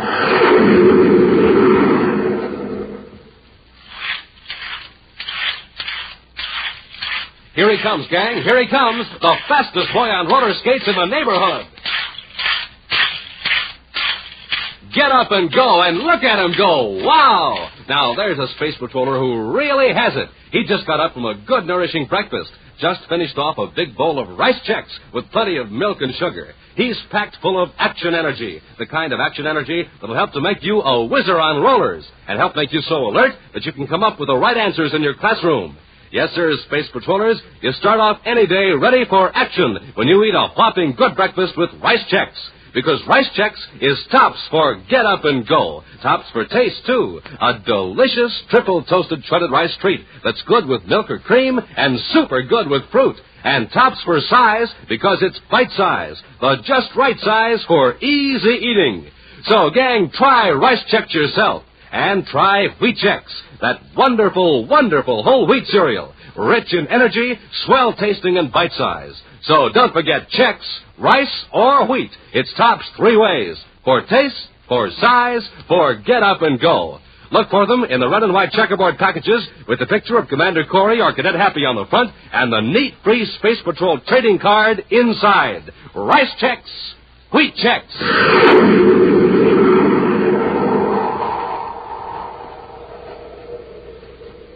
And now, today's Space Patrol adventure, the Serpent of Saturn. Ordinarily, the appearance of the monthly Space Patrol Bulletin is a routine event. It causes no excitement, except perhaps among the officers and men of the publication section who are charged with the responsibility of preparing this official monthly report on Space Patrol activities. But this time, there is considerable interest in the document by every level of command. In his central office at Space Patrol Headquarters on Terra, Commander Corey frowns and shakes his head as he examines a copy of the bulletin. Cadet Happy, returning from an errand in another part of headquarters, fails to notice the commander's unusually serious manner. Gee, Commander, everybody's sure studious all of a sudden. All over headquarters, people are reading the bulletin, even the file clerks. I guess the editors added a page of jokes. There's certainly nothing funny in this issue of the bulletin, Happy. Sorry, sir. Especially in the Secretary General's notes in the margin of this copy. Something wrong? Plenty. Those robberies, is that it? Partly, but it's more than that. Do you realize that in the past 10 days there have been 23 cases of assaults against space patrollers? And all apparently without reason. I heard about a couple of them, sir. One on Venus and another one on Pluto. Well, if we hadn't been so busy on Neptune the past week, I'd have alerted our men to take special precautions. Now, take a look at this breakdown here in the bulletin. All over the solar system. Lowell City, Jupiter City, the Lunar Fleet. And in every case, our men were the victims of unprovoked assaults. Jumped from ambush, beaten. But why? Well, I think it's part of a carefully organized attempt to demoralize the Space Patrol. You mean some sort of a gang is behind it, Commander? Yes. Looking at each incident individually, one might think that a group of hoodlums just decided to gang up on a Space Patroller. Uh-huh. When you put them all together, a rather interesting coincidence shows up. You'll notice whenever a beating occurred, a robbery followed within a day or two in the same locality. Oh, then you think the gang behind the robberies is also behind the beatings. That's about the size of it, Happy. Apparently, the plan is this, to try to get our agents concerned about their own personal safety and reduce their efficiency. Well, if it keeps on like this, it might work. We're not going to let it. This gang has succeeded so far because it's well organized and evidently has spies in high places. What's the plan, sir? Well, the last attack on space patrollers occurred in Jupiter City at the spaceport, right? Yes, sir. Those two off-duty pilots. Oh, you mean if they follow the pattern, the gang may be planning a robbery at Jupiter City? Exactly. And the only thing we can do now is to alert our men in Jupiter City. Major Robertson to Commander Corey. Robbie's calling, sir. Yes, Robbie? Commander, we've got another one. A robbery? Yeah, and it's really serious. A model of the blackout beam has disappeared right out of the Jupiter City lab. Jupiter City? Commander, you sure called that one. Yes, but too late. Robbie, blast off for Jupiter City immediately. Yes, sir. Make a thorough check of security measures. I want a brainograph test made of everyone at the Jupiter City lab. Spaceophone a complete report to me. Meantime, in one of the finest buildings in Saturn City, capital of the ringed planet, a huge, broad-shouldered man sits behind a desk in a large but simply furnished office. Coiled on the desk, in a lifelike pose, is a startling example of the taxidermist art, a hooded cobra. The large man presses a button, and a moment later, a door opens, and Thad Bogan swaggers in. Yes, Mr. Gargeth? Logan, the Venus Express will blast off in half an hour. You will be aboard. Yes, sir. When you arrive in Venus City, we'll charter an atmosphere ship and go to our hideout at the base of Mount Janik. You will pose as a botanist collecting samples. I understand the Venus wildflowers are quite beautiful this time of year. You can admire the flowers while you wait for Preston. What's my business with Preston, Mr. Gargeth? You will give him an instrument which you will find in the emergency tool locker of the atmosphere ship. The light neutralizer. Oh, you've got the blackout beam. Of course. right out of the Jupiter City Space Patrol laboratory. I'll bet Corey's tearing his hair. Unfortunately for our cause, Corey is given to more direct and effective action. However, I think we can divert Corey's attention. I'll rough up some more of his men? This time I'll rough up Corey himself. That's taking on quite a job, isn't it, Mr. Garguth? It's time we struck at Corey before he strikes at me. Yes, but how? It's very simple. Corey will be informed that the Cobra will rob Automatic Factory R18 outside of Saturn City. But, Mr. Garguth, the Space Patrol doesn't even know your organization exists. Why tip him off? We can't hope to keep our operations a secret indefinitely. Corey must have figured out by now that these robberies have been masterminded by one organization. Yes, but to use our secret name. Why do you think I selected Cobra as my insignia? Well, you think I'm just being melodramatic, don't you? I selected the Cobra as an emblem because of its psychological effect. To the average person, the Cobra suggests something silent, ominous, and deadly. Isn't that right? Yes, Mr. Garguth. Fear is a useful weapon. Before long, we will have the inhabitants of all 10 planets shuddering at the mention of the Cobra. Even the Space Patrol. Well, how does that take care of Corey? You think Corey would miss a chance to capture the leader of a gang that has pulled off more than 20 daring and successful robberies? Oh, I don't suppose he would. That's why I'm going to lure him to Factory R18. Just how are you going to do that? There's a civilian clerk named Walter Reiner at Corey's headquarters on Terra. Oh, yes, he gave us some information once. Reiner isn't much use to us, too undependable. But I'm going to plant some information on Reiner and have Corey tipped off. Corey will think he's uncovered a plot. And fly right into our trap. Sometime later at Space Patrol headquarters on Terra, Happy enters the commander's office with an extremely nervous young man, Walter Reiner. This is Reiner, sir. Thanks, Happy. Sit down, Reiner. Yes, Commander, thank you. I'll tell you why I've brought you here. I've received 2 anonymous tips that you have some information about a robbery. A robbery? No, sir, that's not true. And somebody seems quite determined to get you into trouble. Can you think of anyone who would have reason to do this to you? Why, no, sir.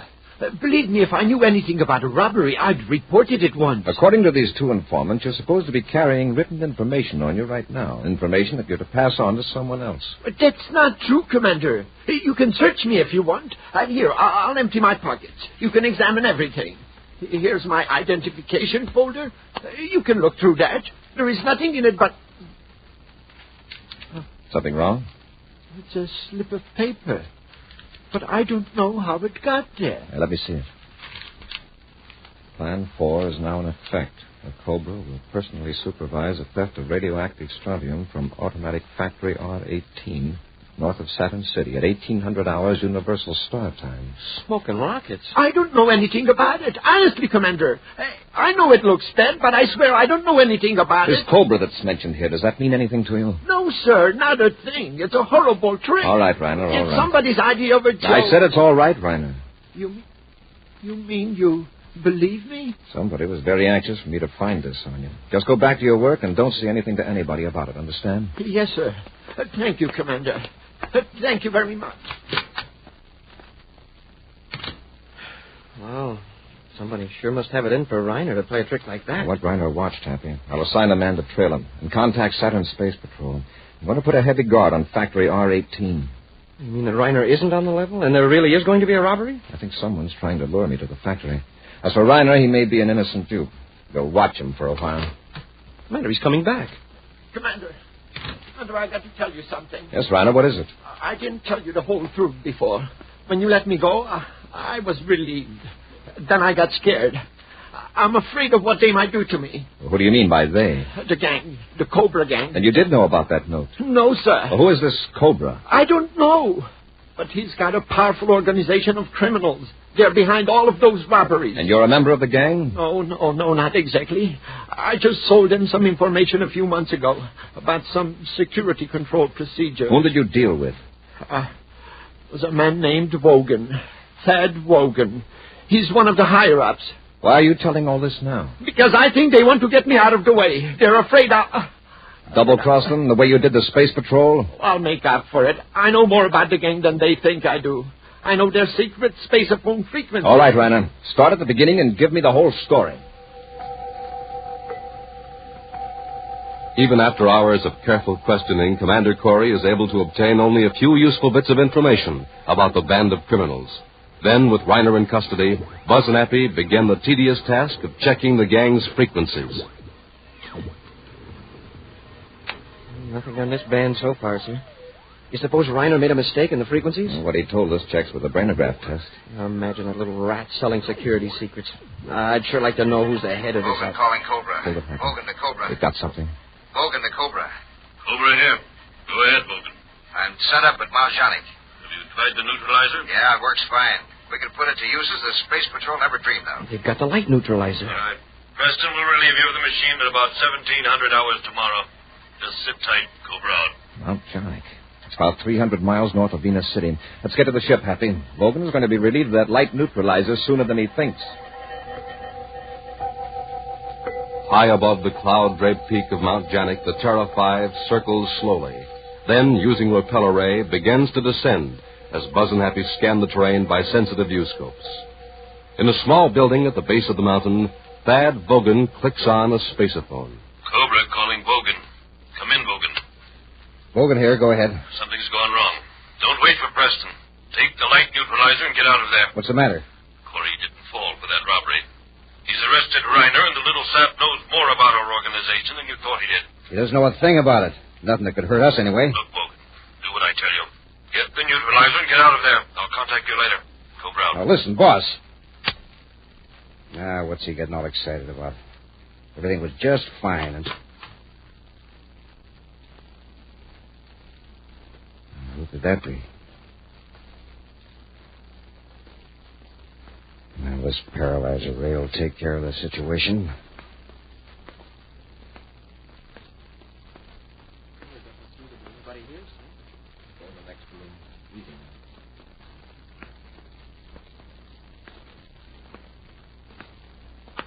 All right, drop that gun. Sure, Space Patroller. Like this. Get him, Hap!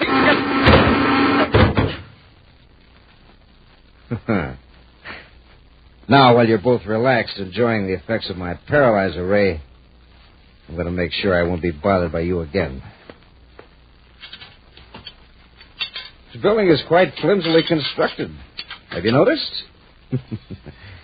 A few touches with this atomo torch, and this room will be a roaring inferno. We'll return to Space Patrol in just a moment. This is Dick Tufeld in Los Angeles, reporting on a plane that can fly 1,000 miles without refueling, the North American FJ-2 Fury. In a moment, we'll hear from the well-known test pilot on this Navy jet plane, J. Ray Donahue, Jr. The Fury is a carrier-based fighter armed with 4 20-millimeter cannons. It flies 650 miles per hour, has an altitude mark of 45,000 feet, its length 37 feet. Now, J. Ray Donahue, Jr., recorded at Edwards Air Force Base. To fly at supersonic speeds, a test pilot must have plenty of energy. That's why I always get a good night's sleep and start the day off with a good breakfast cereal like Rice Chex or Wheat Chex.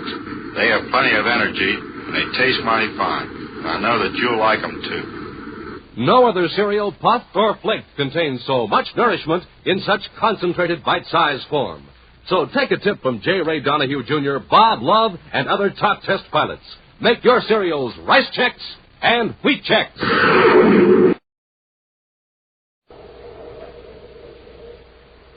And now, back to our Space Patrol adventure, the Serpent of Saturn. Gargoth, who calls himself the Cobra, has organized a band of criminals that has successfully committed scores of daring robberies. Commander Corey and Cadet Happy traced Gargoth's chief henchman, Thad Bogan, to a hideout at the base of Mount Janik on the planet Venus. When Buzz and Happy entered the small building, Bogan rendered the space patrollers helpless with a paralyzer ray. Then, to prevent pursuit, he set fire to the building. Now, as the flames roar about them, Buzz and Happy struggle against the effects of the paralyzer ray. Commander, I can move a little. Try to stand up, Happy. The heat in this place is like a furnace. If we can't shake the ray effect off in a couple of minutes, we're finished. I can move my arms. I can't stand up. I made it. My legs are numb, but I can walk. Here, give me your hand. There. Lean on me. It's wearing off. I'm going to make it. A few more steps. We'll be outside the building. We made it. Wow. I got a lucky break. The charge in Bogan's ray gun was fairly light. Commander, look back at the building. We got out just in time. Can you see Bogan anywhere? No, sir, the smoke is too thick. Hey, but he couldn't have blasted off yet. Would have hurt his ship. There he is, headed for his ship. I see him now. Hey, what's that he's carrying? Must be the light neutralizer. Oh, if my legs weren't so numb, we could catch him. Uh-oh, he saw us. Just wish he'd come back here. He acts like he's considering it. Well, he's not going to risk getting within range of our ray guns. I bet he wishes he'd taken them from us. He was so sure his fire trap was going to work. Hey, that's funny. He's not going to his ship after all. He's heading for the mountain. Come on, Hap, let's try to follow him. Yes, sir. Why didn't he go to his ship? We couldn't have stopped him from blasting off. Oh, it's an atmosphere job. Logan probably figures we could space a phone for a patrol ship to go after him. Yeah, sure. He's taking a chance on losing us on the mountain. Have your miniature space phone, Hap? Yes, sir. Report to Venus City headquarters and keep on after Vogan. With Buzz and Happy doggedly following him, Thad Vogan climbs higher and higher up the steep face of Mount Janik. At first, he outdistances them. But as the minutes go by, the effects of the paralyzer ray wear off, and Buzz and Happy start gaining on Vogan. Vogan's sure hanging onto that light neutralizer. If he'd throw it away, he'd be able to climb a lot faster. He won't drop it till he has to. I hope he hangs on to it.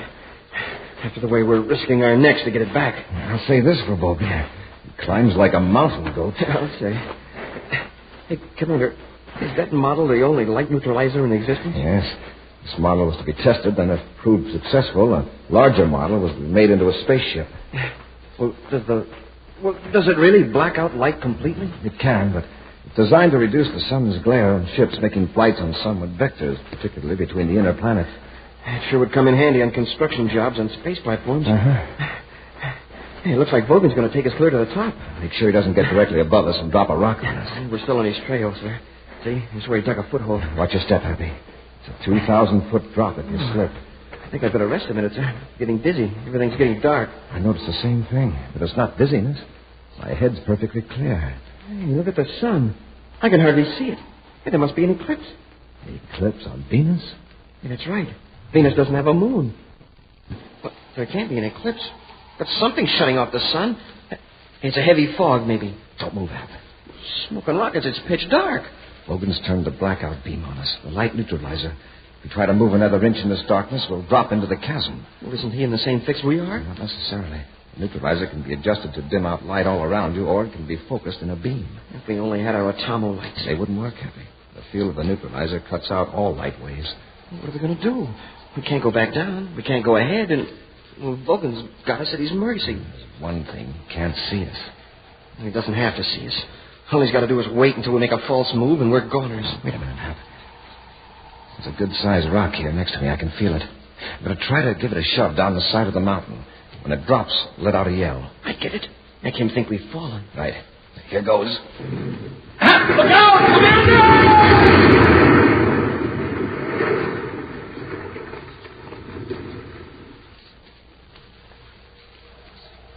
How was that? Very realistic. For a minute, I was afraid you did fall. Press close to the cliff and keep very still. Hey, he turned off the neutralizer. I can see. He'll probably wait to be sure we're gone. Oh, I hope he doesn't come back down here to investigate. Vogan to Cobra. Vogan to Cobra. Listen, he's got an miniature spaceophone. Turn your volume up, Hap. Vogan to Cobra. Cobra here. Where are you? Halfway to the top of Mount Janik. Corey, this cadet were after me. Cor? They're on Venus? Take it easy, Mr. Gargan. It's all right. Corey and that cadet won't bother us anymore. I took good care of them. Good. How? I turned on the light neutralizer. They couldn't see in the blackout beam and fell off the ledge. Nice work, Vogan. Yeah, but I'm still on the mountain, and I don't like it. I'll come and get you. Think I want to wait up here while you come all the way from Saturn? I'm not on Saturn. I'm in a spaceship not very far from Venus. Well, that's better. Get her as soon as you can. Corey may have notified the Space Patrol before he fell. Right, you get to the top of the peak. Everything looks clear. I'll land and pick you up. Go Brown. Hurry. thought he was on Saturn.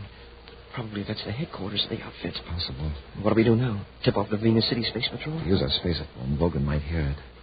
Sure. We'll take a chance on sneaking up on Vogan. If we capture him before Gargoth gets here, we may be able to trick him into landing. Yeah, and then we'll have the Cobra. Come on, let's go. Stay close to the cliff so he can't see us.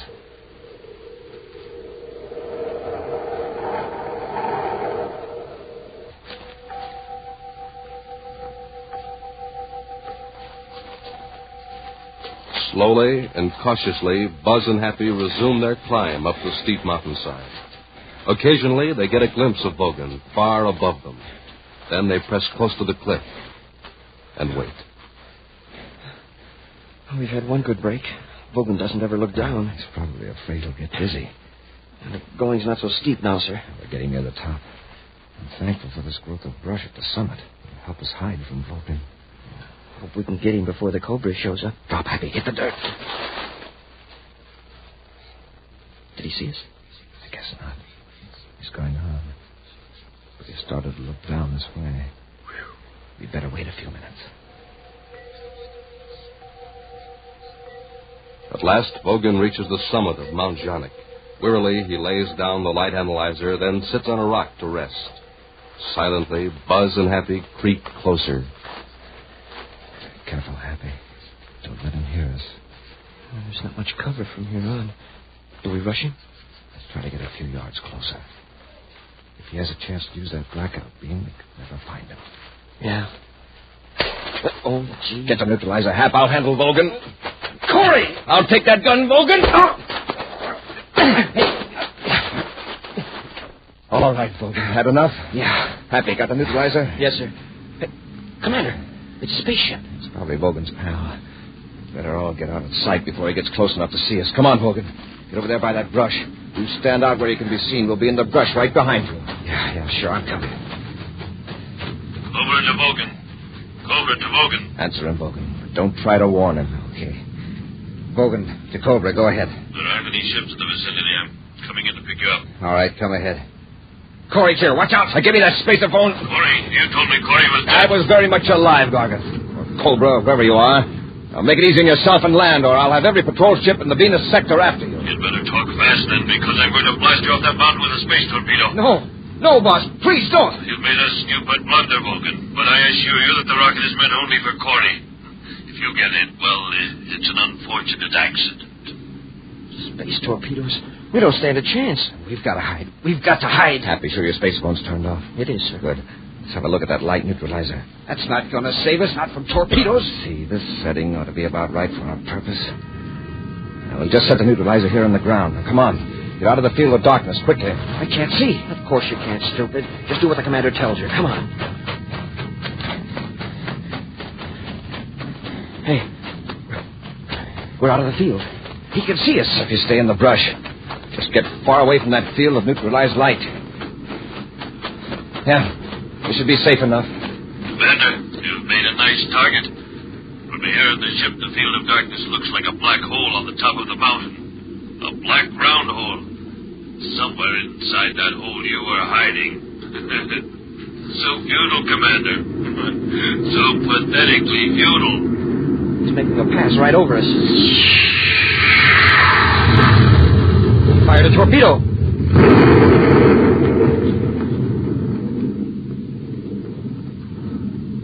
Smoke and rockets. The field of darkness is gone. And when you look at that hole, what a blast. Yeah, there goes a perfectly good light neutralizer blown to bits. Yeah. And also, there goes the Cobra. He figures he finished us. You sure he's not coming back? Doesn't look like it. I'd sure hate to see that crook get away. He'd better enjoy his triumph while he can, Happy. Because we're going after the Cobra, and we won't give up till we get him.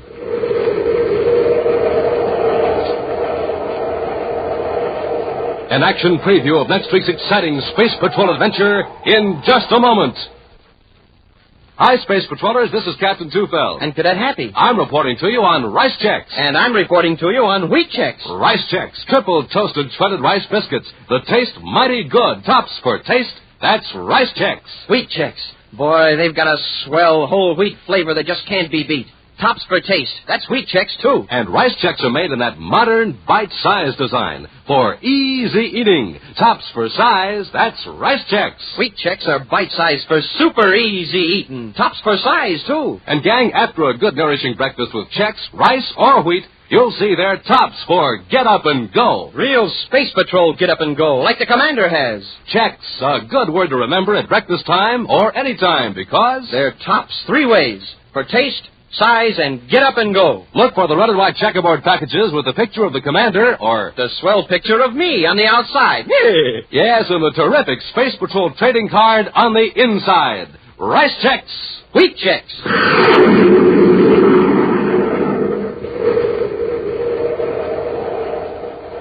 And now, a preview of next week's exciting Space Patrol adventure. Buzz and Happy are exploring the system of unused water mains under Jupiter City, searching for a hidden laboratory operated by the Cobra Gang. After trudging nearly a mile in a crouched position, Happy moans. Oh, my aching back. I sure wish this pipe was 6 inches bigger. From the chart, the lab should be just a few hundred yards ahead. Commander, there's air blowing through the main. Yes, it's getting stronger every second. This is like being in a wind tunnel.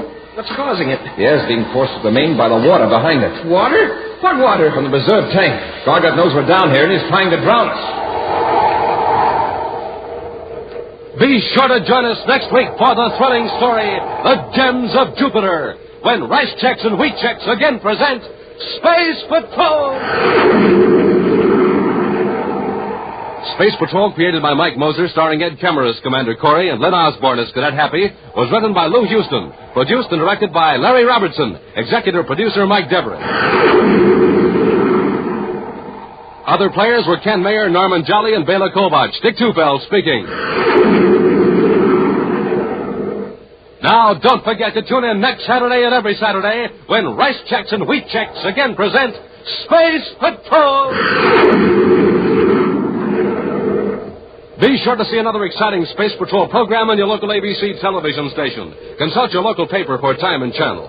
This program is broadcast for Armed Forces overseas through the worldwide facilities of the Armed Forces Radio Service. Space Patrol came to you transcribed from Hollywood. This is ABC Radio Network.